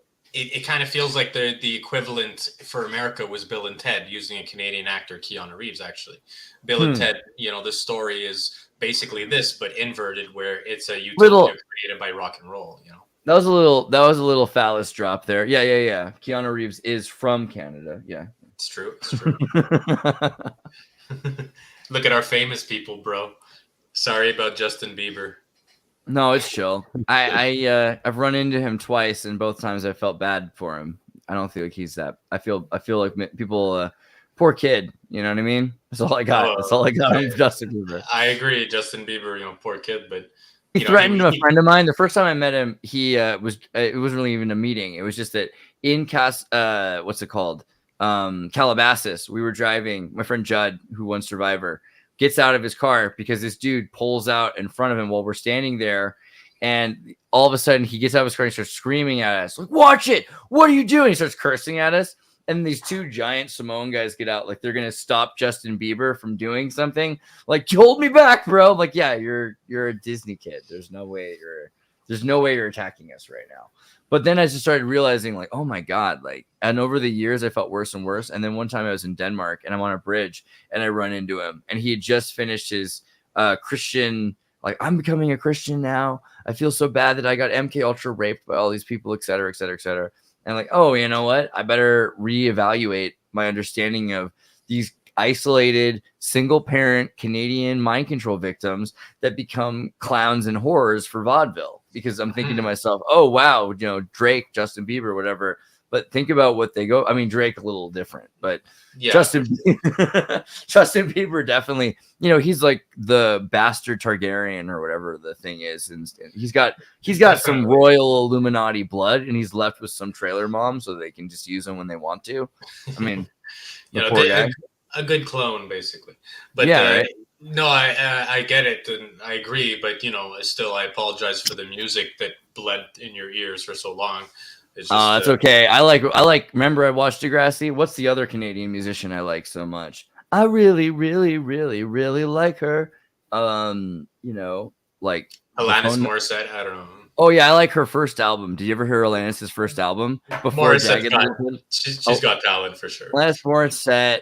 Superman. Okay, so this is something no American seems to know about, and a lot of Canadians have forgotten. But her first album was like when she talks about like I was molested as a pop teen star, like a Hungarian immigrant Canadian, and I made this album, Superman. I'm looking for. It's like very 1992. It's got this 1991. You know, it was ahead of its time, but it has this Michigan Ann Arbor producer sound, and it was really good. And then she diverted from doing her 90s pop Frisco's commercial style music to doing independent music, and she walked away from being molested more, right? And that's the thing right now with Britney Spears, freaking out because she's like, my kids don't love me because all they want is my money, right? It deeply saddens me that my children aren't there for me, because you know that's what kids are there for, parents, right? It's not the other way around. I thought it was parents for kids, but maybe I missed the point. I don't know. Well, yeah. No, but what's the Canadian song that's like, I'm sorry, because this is tedious for you, I'm sure, because you hate the Canadian pop music. Yeah, no, I can't listen to Canadian radio. I can't listen the phone number song. I gave you my phone number. Oh, hey, I just met you, and this is crazy. Yeah. But here's my number, so call me maybe. That is such a mind control thing. I didn't even know it was Canadian, just like, sounds Canadian. Step 1, take out your phone. Step 2, give it to the other person. They're just, I mean, when a song is literally like do the Macarena about meeting people, you know society is about to collapse. That came out right before COVID. Do the math. It was all part of the plan. I don't know. Probably. I mean, you know, the push for making cell phones as like the central way to meet people and to actually connect with people. Yeah. Before you came into my life, I missed you so bad. Okay, so Tommy Douglas. Do you guys know who that is, or is that not French enough for you? Tommy Douglas. So when I think of Tommy Douglas, I think of social health care in Canada. Scottish-born. So he was the Scottish-born Canadian politician who served as the 7th Premier of Saskatchewan from 1944 to 61, the leader of the New Democratic Party from 61 to 71, a Baptist minister, that's right, folks, and leader of the New Democratic Party, cooperative Commonwealth Federation, left federalist politics to become leader of the Saskatchewan Cooperative Commonwealth Federation, the 7th Premier of Saskatchewan. His government introduced the continent's first single-payer universal health care program. So he should be universally recognized in Canada as the social health care guy. And it's interesting because so many people think, oh, Canada, social health care, right? Like Canada is like, besides poutine and curling, you guys are in South Park. It's like we think of the fact that you guys have healthcare. Some of us think we could just fly to Canada, play hockey, and then get free healthcare after the game. You know, we don't understand. The thing is that the way that our like if you go to the emergency room in Quebec, you're going to be there for 10 hours, 20 hours, 40 hours, however long it takes. And sometimes after, they'll just turn you around and tell you to go home. You know, they'll make you wait the 30 hours and then they'll tell you to go home. So That's it horrible. doesn't, you know, like to say that I know that like they glorify our system, but ultimately private healthcare is what most people get into because the actual system is underfunded, underrepresented, and it's rough. Wow. So, do you know, can you think of amongst your friends how many people try to get private healthcare, or like how many people are looking for private healthcare if they can get it, if they can afford it, and how much it costs? Right. Well, my girlfriend has endometriosis. I don't know how to say it in English, but she has, you know, basically problems with her intestinal tract, for example.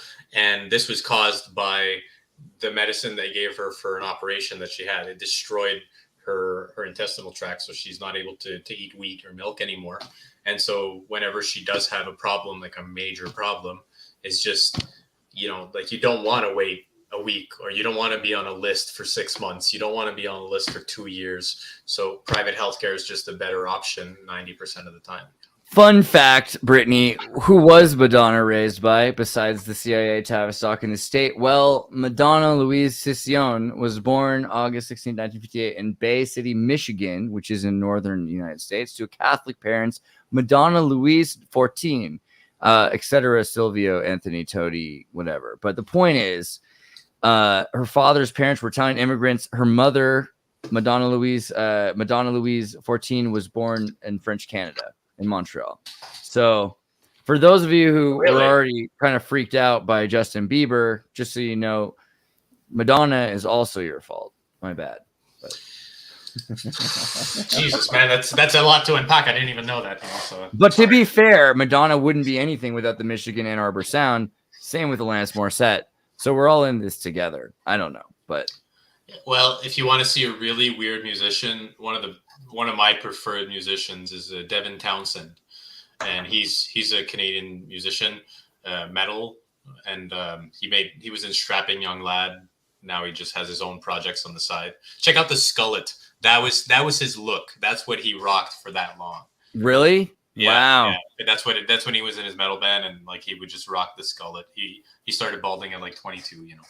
Oh, But okay. yeah. I thought he did this on purpose. I was like, don't do that. It can Oh, make it no. worse. But if it's on purpose, No. that's cool. Yeah, he would get on stage and make fun of bald people in the crowd, and then karma caught up, basically. But he owned it. So he Yeah, it's karma legit. basically. But But, yeah, I- if you want to see some weird esoteric stuff, that guy might be interesting for you. I'll bring him up again. I wanted to do before I lose my mind. The October Crisis refers to a chain of events that started in October 1970, where members of the Front de Libération de Québec, you better say it because I sound wrong when I say it. Front de Libération du Québec. Oh, that wasn't so bad. Okay, so kidnapped the provincial labor minister Pierre Laporte and British diplomat James Cross from his Montreal residence. These events saw the Prime Minister Pierre Trudeau invoking the War Measures Act for the first time in Canadian history. What are the War Measure Act? Well, declaration of war, invasion, or insurrection. And this is used in case, the Nazis invade Canada. But instead, get this, French people, right? Against the French Quebecese. So, I wondered, do you guys know much about the October Crisis? Is this something that is relevant in your history? What do you think about that? Well, there's a long line there's a long trend through history of French Quebecer terrorism, let's call it, because they were literally at war with the English for a very long time. So we had movements in the 1700s, 1800s, like les Fils de la Liberté, which are the Sons of Liberty, and apparently they burned down the first White House. And you don't hear that in history books. You have to dig for that information, but apparently it's true. And we blame the British, but it was the French Canadians. Well, that was at some point, but we don't really want to talk about these things because it breeds tension, because people tend to idolize certain historical movements or certain things. So if you're to talk about les Fils de la Liberté publicly and it gets spread as a meme, then you're just going to get a new one that pops up. And then who knows what they would actually do. Fun fact, yes, they did. You French Canadian White House burning. Wow. Well, you know what? I think that just changes everything about our relationship. No, I'm just kidding. That's awesome. Good job. It wasn't me. Good It wasn't job. me. Good for you. You know what? That's Hey, honestly the most American thing you could do. So I don't know what to say, but the notion that Canadians are peaceful people is very, very bizarre to me. Because this is an interesting one. Yeah, what's up with that? Because they pretend you guys are nice, but nice French and nice English are both weird. They're not really nice. What is that all about? Well, I think that there's a superficial politeness to certain states, but it really depends where you go, and it depends which part of any city. Because if you look at down, boots on the ground culture, it's rude as fuck. You can go and get the shit beat out of you by drunk people. You can go and get in fights over political differences, minor political differences. Right. Looking It's at it's really the bourgeoisie. So British people, so you get in a bar fight with a Scot or a poor Franc, it's what it is. You're gonna get punched in the face, you're gonna be friends afterwards. The same with fighting with a Slavic guy, the punch and the hug are one movement. But that's because we have a lot of Irish people in Quebec. So you get in a fight, and then after you grab another beer together. We have a lot of Irish pubs in Montreal, so that's fair. There's a but lot the wealthy French and the wealthy British have this in common with the wealthy Arabs or wealthy Americans. Their lives are boring. Wealthy British people's lives are boring, and so what they get to do is talk about the most interesting thing they had. So being really polite to someone really aggravating. Then you've got a story later. You can be like, and then this person, they sneezed into their elbow at the table. And I said, well, my And then they just kept going. That's what excites them so much, Like, they're like, I was so polite. No, I stood solid the entire time while they lacked civility. But I think the French are like this too, right? The French can do this in their own way. They're like, I shared my baguette and I gave him some cheese and some oysters, and he put them into a sandwich. The dumb Yankee, he like ate them all at once. It was crazy. Right, but Quebec is I didn't say anything to him. I was too polite. Quebec is like dirty France. Like we're like the trailer park version of France, basically. So like a closer to nature, less civilized, but very, very proud, basically, like really, really proud. There's a huge movement for pride in Quebec. And so, I mean, it's not so much a politeness. It's just that there's an image projected across the planet. Yeah, it's this false theory of niceness. The idea that you guys are nice all the time, which is like, I mean, can we remember like was it the Canada Air Force Crimes Humanity 1990s? I don't know if I'll be able to find it, but there was this the Canadian prosecute those. There was this whole thing where the Canadian regime was going around to Iraq, and before we had Guantanamo Bay, or we had all these weird pictures of Americans doing this, we had pictures of Canadians doing it. Like Canadians were doing that in the 90s, and they had to disband the entire Royal, whatever it was called. Well, like we have less school shootings here than in America, but we have had a handful of them, and some of them, like the ones that I've heard about, were in Quebec. So like there was one in the 80s. A guy was like he used a rifle, I think, and he went into a college, and he apparently had to do. It was like the original incel, basically. Like he was angry at women, like all that stuff, Oh, at Polytechnique, yeah. And then in the 2000s, while I was in high school, some guy from my high school went and shot up Dawson College. Wow. And so, I mean, there's still a problem of rage, but we don't have as much access to weapons, and we don't have as much access to, I guess, the same resources in America that enable the possibility of school shootings on that level. But like Trudeau just recently banned a bunch of guns in Canada. He just they're talking about passing this thing, or they already passed it. And then just a few days ago, like someone stabbed 10 people. So oh man, if you look at the YouTube videos about like the stabbings, all the comments are off, because all people were commenting was, well, we should ban knives,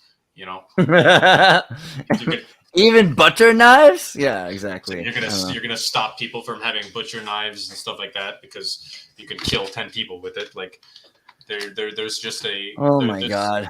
I mean, there's a weird balance between like the claim that you want to stop school shootings versus the idea that like this would actually stop violence isn't really fair, because violence manifests in different ways. Like we have the mob, we have gangs in Montreal, in Toronto. Like the mayor of Toronto, previous mayor, was a crack addict. Like that's insane. Like how is this not a reflection of the image of Canada, that one of our actual leaders smoked a bunch of crack and got caught on camera doing it?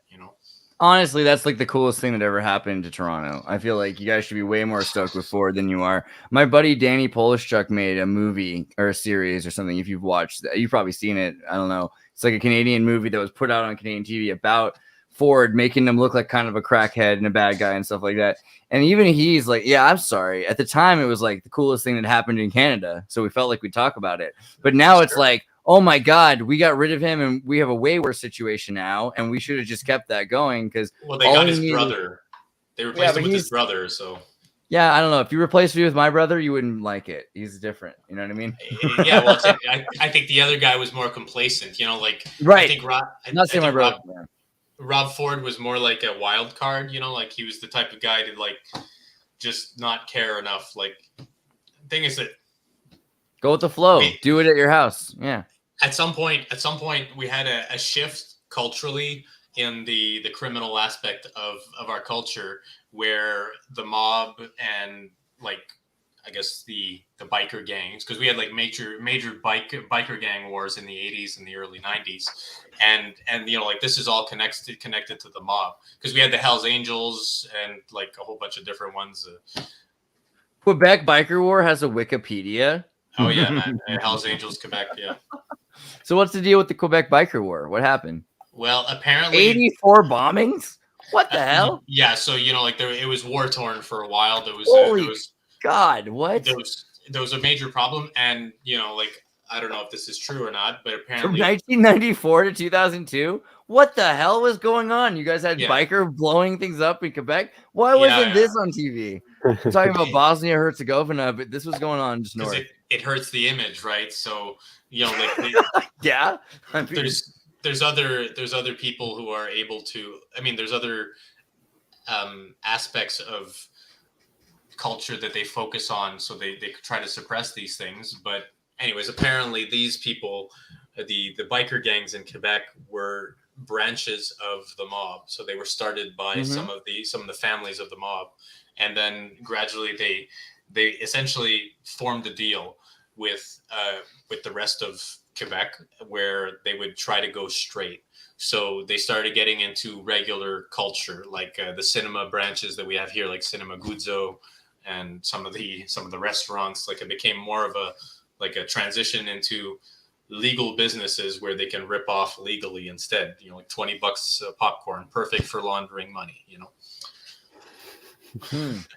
Yeah, good point.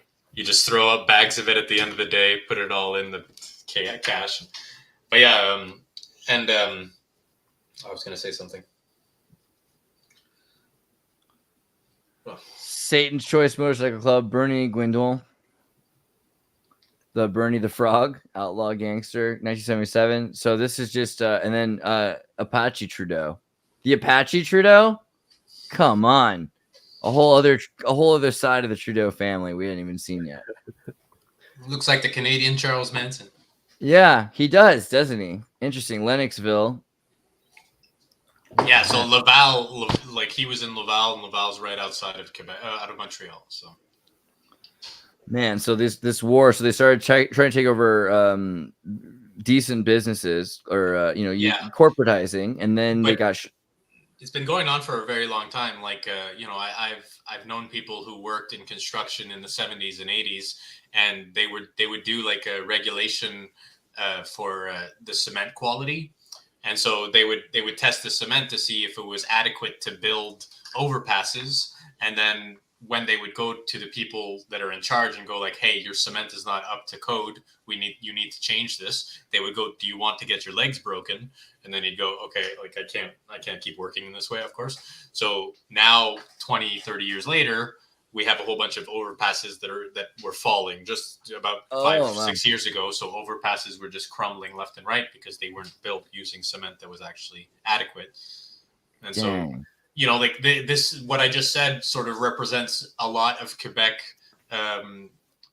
bureaucracy systems. Like if you go into the actual medical system in Quebec, you're going to see similar things like cutting corners left and right, trying to project a certain image while actually causing more harm than anything else. Like people's lives are pretty much ruined by a lot of these problems. And I know people who are in the hospital systems, and they spend most of their time protesting because like they want better rights and more money, but the only people who actually get any money are the people who rule over the whole system.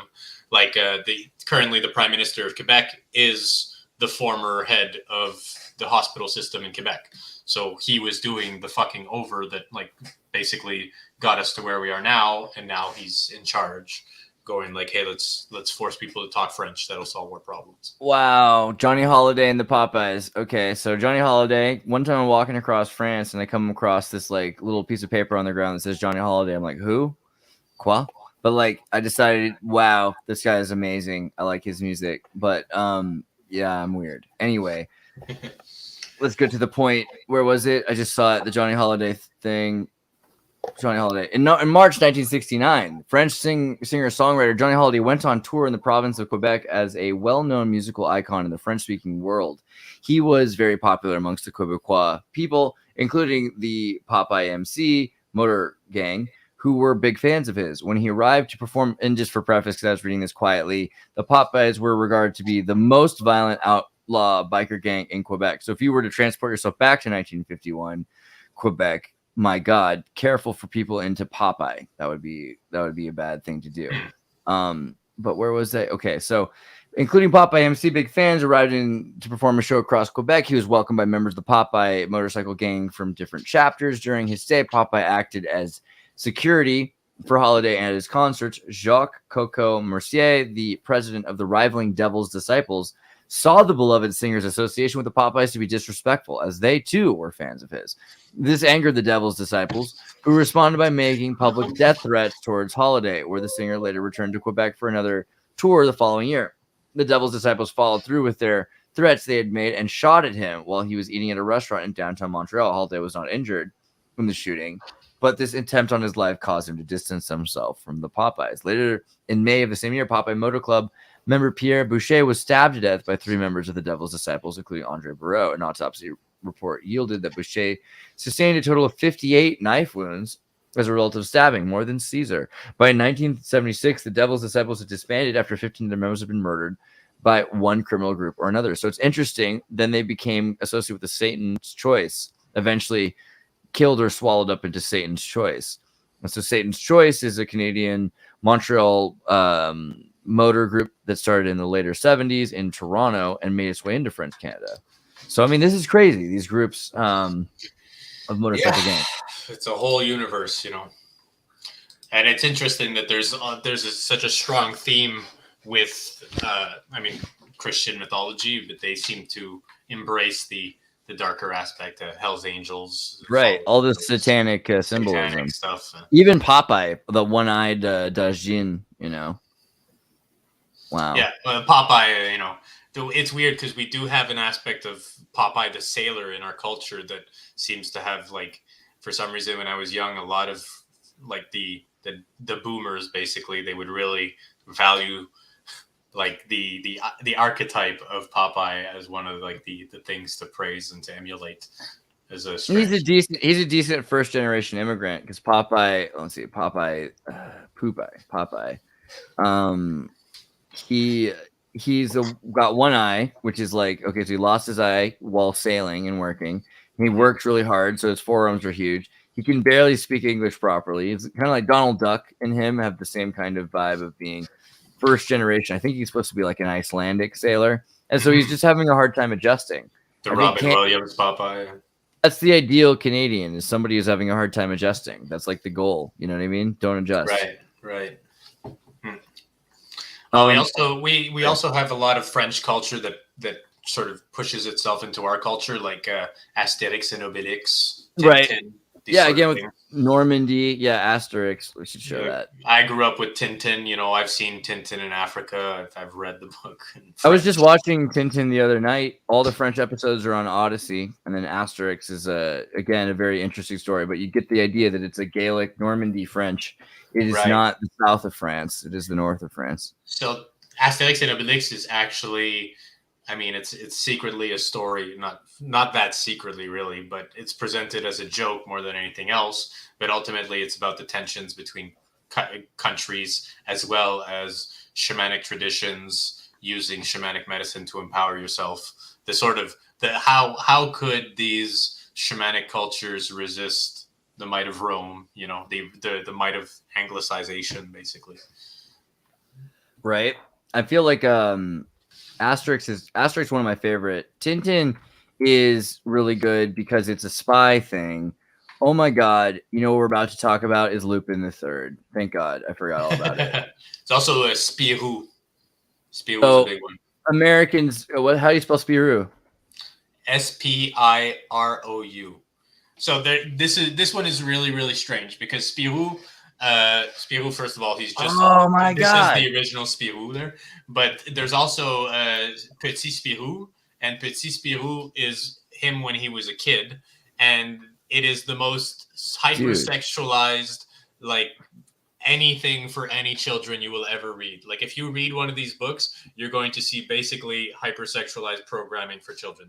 They were grooming people to make people really horny for more French Canadians. Good for them. I'm glad that they were doing that. Or Belgians. They want more. Whoa, more Belgian stuff. Yeah. Wait. There's one that is straight up like phallic from the start. Like, yeah. I should be careful on YouTube, but you get the idea. No, but he's using they represent it with the same thing that like emojis icons represent the dong with these days, which is the vegetable.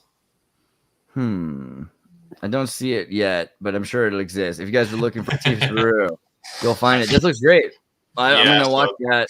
The other one, though, of course, is Lupin III. Americans guys who like anime have heard of Lupin III, but a lot of Americans aren't familiar. But this is a much more Franco-file character because Lupin III comes from the, what is it? The Gentleman Thief.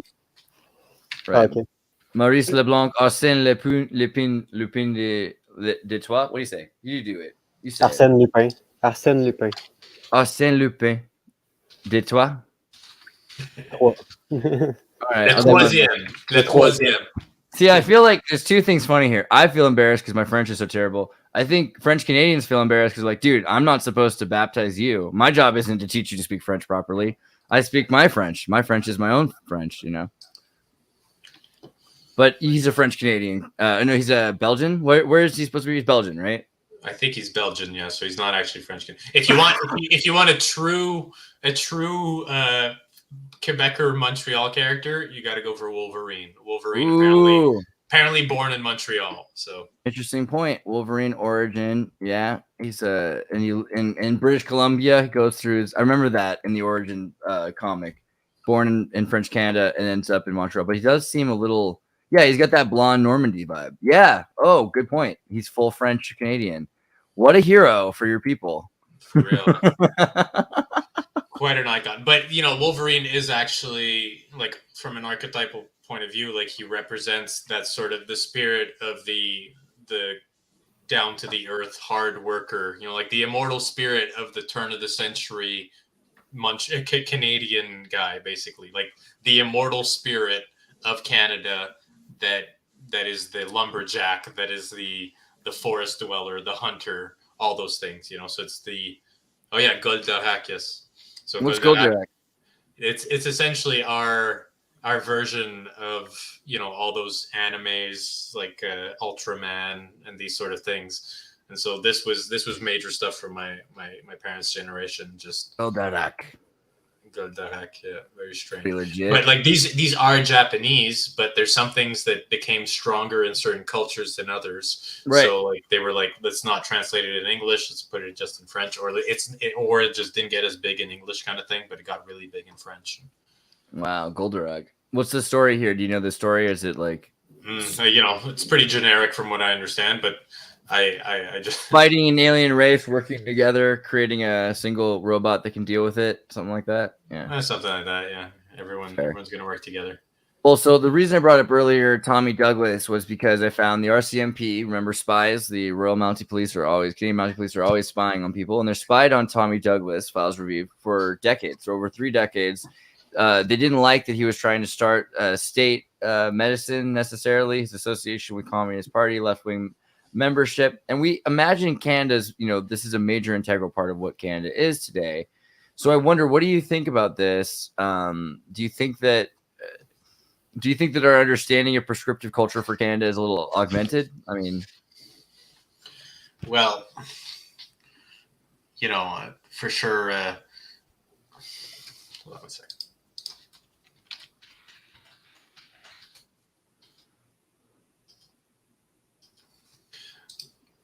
Well, I think that in the same way that CIA agents deal with intelligence as the main thing, like we have a skewed idea of what intelligence really means when it comes to culture and society, because the main role is to control the intelligence of the population, not the intelligence of information as a whole. It's mostly auto-targeted, and so a lot of actors are probably trained in some of these things, because I mean, they end off just repeating the same things that they're told and functioning within the little box that they're given. And so if you don't comply within this box, well, you get basically Buffy St. Marie. And so Buffy St. Marie was a musician who she was a Native American woman who went on CBC and just sang songs about how they were just massacring people and how they were just lying constantly. And then she got gradually phased out as a result, until eventually, now they regard her as a cultural icon, because that's sort of the fact that she was a Native American talking about real things became culturally relevant again later, once they admitted, say, like the deaths of all the Indians and all these things, but at the same time, they will go and still, blockade when actual Native Americans go and protest pipelines or the invasion of certain lands. They will go with shotguns and, get them all to separate and stuff, but they won't mention that part. So Muddy Orphan doesn't like Lupin says he's the 007 of thievery, stealing stuff, and Wolverine human traffics kids from Mexico to Canada and dies doing it. That's the point of Wolverine. You're missing it. We're talking about Canadian mind control right now. I mean, literally, his best friend's a psychic. It's weird that we didn't bring up Wolverine until now, because that's like the ultimate metaphor. Is he's the Canadian kid who's abducted and put into the Montauk program, and he's mind erased, and he's he doesn't remember who he is from his childhood because he's like 120 years old or something like that. Right. So the whole like the metaphor of loss of identity is part of that, because like most the people in culture generally, but in Quebec especially, we've all come from families. We've all come from long connected families of people that have helped each other across time, but this identity is lost over time. We don't care about our ancestors. We don't care about our grandparents. It's hard for people to really connect. And so Wolverine is sort of like he's the eternal reoccurring spirit of, I guess, that primal, well, our culture's forgetfulness, basically. It's funny because the Quebec license plate says, I remember, je me souviens. Every Quebec license plate says that, but no one fucking remembers anything. We don't know anything about our culture. All we actually know is what they tell us to know, basically. Brutal.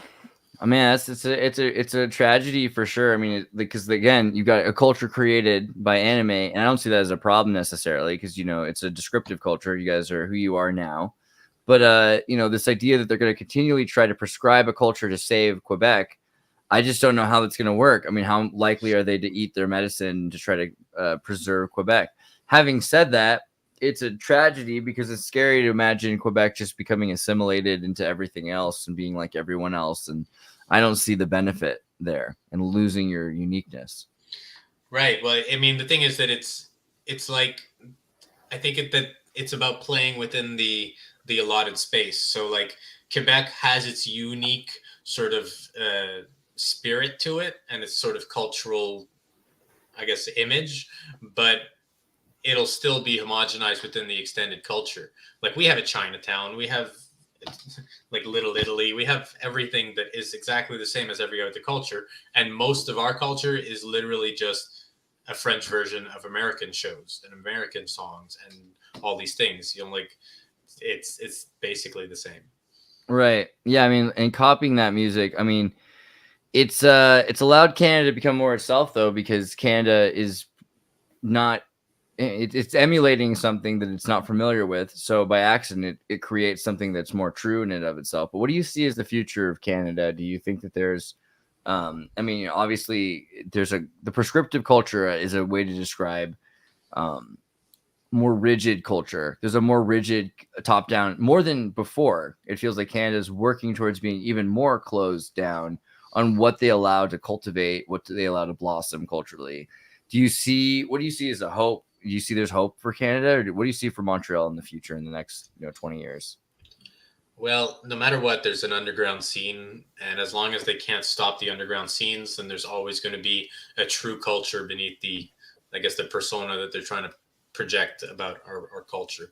So, I mean, some of the grittier and more I'd say, weird aspects of Montreal or Quebec, they get sort of brushed aside, but in the end, it's still going to keep coming back. It's a cycle. And so if you try to change the population will adapt, and they're going to find a new way to speak and a new way to make art that doesn't fit within your box. But I mean, look, they might make it happen at some point. They might actually manage to find a way to at least pretend that everyone is the same. And that's the main problem with a lot of this, is that they just want people to pretend. They don't really need people to actually believe. They just need you to pretend so that no one else hates you for it. And so it's either you are what they tell you to be, or else you get, to a degree, become an outcast. Just like if you say question French separation, the Quebecers will tell you, oh, you're for the colonists or whatever. And then if you question the integrity of a man like Trudeau, you get labeled as a Nazi or a fascist or intolerant or whatever it may be, because it's essentially like, the image of the good guy makes it so that they can get away with anything. I mean, Canada was just as deadly in the Iraq War as America. Right. And we're there before we got there, right? Right. But, we'll still keep going like, oh, no. Here, your taxpayer money is going to help. It's there. We're the good guys, and we're fighting the bad guys by default, no matter what. And so now that sort of sentiment of the terrorist other has become part of our culture, where we have homegrown terrorism, which is just, hey, we don't like what you're doing, and we're going to voice it and do whatever we can to get our voice out there. But it's been building up over the years, because I went to the protests for the Occupy movement. We had the Occupy movement in Montreal as well, and what they did is the same as they did everywhere else. Is they came in and they just tore the whole thing down after a few weeks, and never actually covered it on the news properly, never represented the views of these people properly, while also virtue signaling that they're diverse and that they're good people, and that they're the good guys, basically. Look how diverse they are. Yeah, right. If you ever want to see something really fucked up, just go to an anti-police brutality protest in Montreal. That is one of the parts where all the illusion falls apart, and you just see the cops, the authoritarianism for what it truly is. And then you'll see the news the next day, in the newspaper, Journal de Montréal or whatever it may be, and you're gonna get just a false representation of what happened, as well as a false representation of how many people were there and who started what, and blah, blah, blah. Like the last time that I went to one of these things, we were walking and marching, what we would yell is the streets are ours or whatever, this was about a decade ago now. I was quite young, but my younger protest days. And so after a while, what you would see is a lineup of cops at a place, and they would strategically make it so that they could hurt us, basically. So they would have cops lined up, and then they would have an opening. And then where the cops were, some people would come out in black clothing. In our city, we would call them the black bloc, le bloc noir. And so they were the ones who would throw, break bricks, that were conveniently laid out everywhere, throw them at windows, break cars, basically justify the police's overreach and violence. And so usually it was probably someone who was just a cop. And that's my main, there's footage of people who have police equipment on their feet, dressed up in black, breaking windows. But they never ever broke the windows for Lotto Quebec, the lottery system in Quebec. So we would be walking on that main street. They would never throw any bricks on those windows, and those were always had cops in front of them, and never the Masonic halls, of course. Interesting. Yeah, I mean, so that seems like the entire culture is, like you said, hurting. It reminded me when I was in France, they had a music festival or street festival, time of the year, and then in the evening there was a soccer game, and France lost, and so they had to start herding people down street corners, and they picked which alleys people could go down. and they would just bang on their shields, right? They'd have these shields, and they could just bang on them, and it would move you in whatever direction, like cattle, right? Right. I don't know if you've ever heard of just each time we have a team we have a Canadian hockey team, right? The Canadians, that's what they're called. And this is one of the most hilarious, I guess, ways to say fuck you to French people, basically. So they took a French Quebecer city and then they called the hockey team the Canadians. You know, like they could have called them the Quebecers, but no, fuck you. They're the Canadians. So you have a whole bunch of French Quebecers going like, yay, Canadians! You know, the same people who go fuck Canada are praising the Canadians because they're from Montreal. Well, there's an E in it. It's Canadian. You know what I mean? Like, I could deal with that. Canadians, you know? Right. Les Canadiens de Montréal.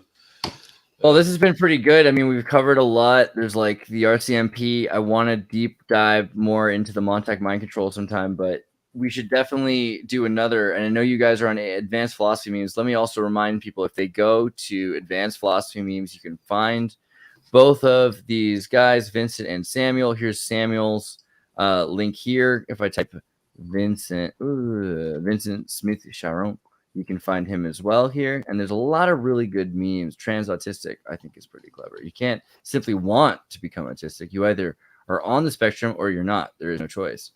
You know, it's a good point. I want that flag on my room. I agree. You know, and fascist imagery, anti-fascist imagery. You know, little things about Gestalt and juxtaposition.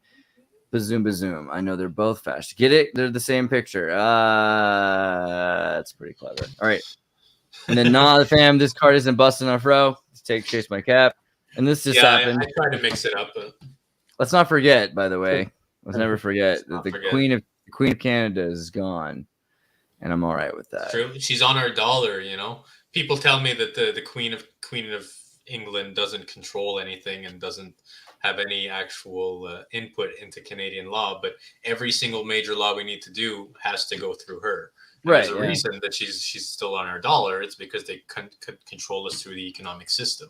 We're part of the Commonwealth, but we just have to pretend that we're not, you know, and like we're actually independent, but at its core, we're just a branch in the same way that Scotland is, you know, part of the Commonwealth. So, or Australia. Actually, we're also a prison colony like Australia. They took all our shittiest people, threw them to Quebec, and then they were like, here's some low class women, les filles du roi, and then they made them breed, and that's how we got Quebec culture, basically. Yeah, then the hot Moulin Rouge girls and trackers, Native American trackers. Some pretty good hybriding going on there. I will say Quebec has some of the most beautiful women. Don't tell anybody. No, they're ugly. Don't go there. Don't go there. Don't immigrate here. Yeah. Anyway, Sam, Vincent, I appreciate that you guys took the time to come on the show. Let's definitely do this again too. Is there a way you want, besides Facebook, that people can find your research or because your scholastic research or anything? Sam, you're the one doing scholastic research, so yeah. No, at this point, like you can join the group mid trip, and we're working on another project eventually that I've been working around in my head for a while. Probably going to call it Burning Sage or something like that. Is Mid Trip a Facebook group or what's Mid Trip? Yeah, Mid Trip is a Facebook group, so it's a combination because he's really into Mid Journey at this point. So right. So he's making it's a place where we post art and talk about philosophy. This is something that I made, so I post my art on there, and. Oh, legit. I will have to join and post my AI art. In the other room right now, I'm rendering a big disco diffusion piece. I've got a bunch of Dolly art. I'm doing some Mid-Journey. And yeah, I've been thinking about putting up a channel. I know Mind Unveiled, he's got a channel where he's showing his AI art. And then you put that article up of that guy who won that contest. I was selling AI art at galleries a couple months ago.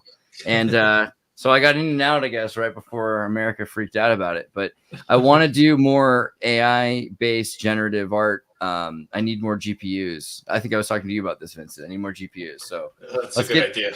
Let's get some gamers, convince them to trade us their GPUs for crack money, and then we'll start making AI art. So yeah, well, we'll just give them some OnlyFans subscriptions. Yeah, right.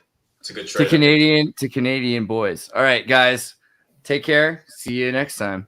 Thanks for having us. Take care. Yeah, man. Merci beaucoup. Bonsoir. Canada is a country.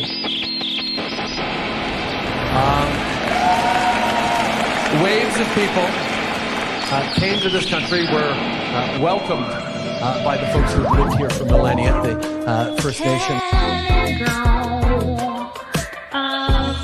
And built this society with waves of people fleeing religious persecution, fleeing tyranny, fleeing to try and build a better life for themselves here than they had back home.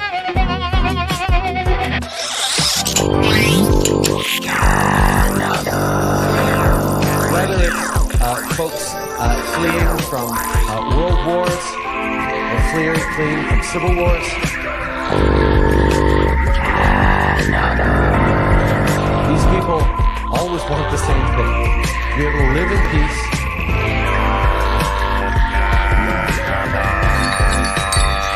to raise their families, to create a better future for themselves and their communities. And that is what generations created this extraordinary diverse society we have. Now, Canada remains one of the only countries in the world where citizens are, by and large, positively inclined. And one of the reasons we are that way is because Canadians have confidence in our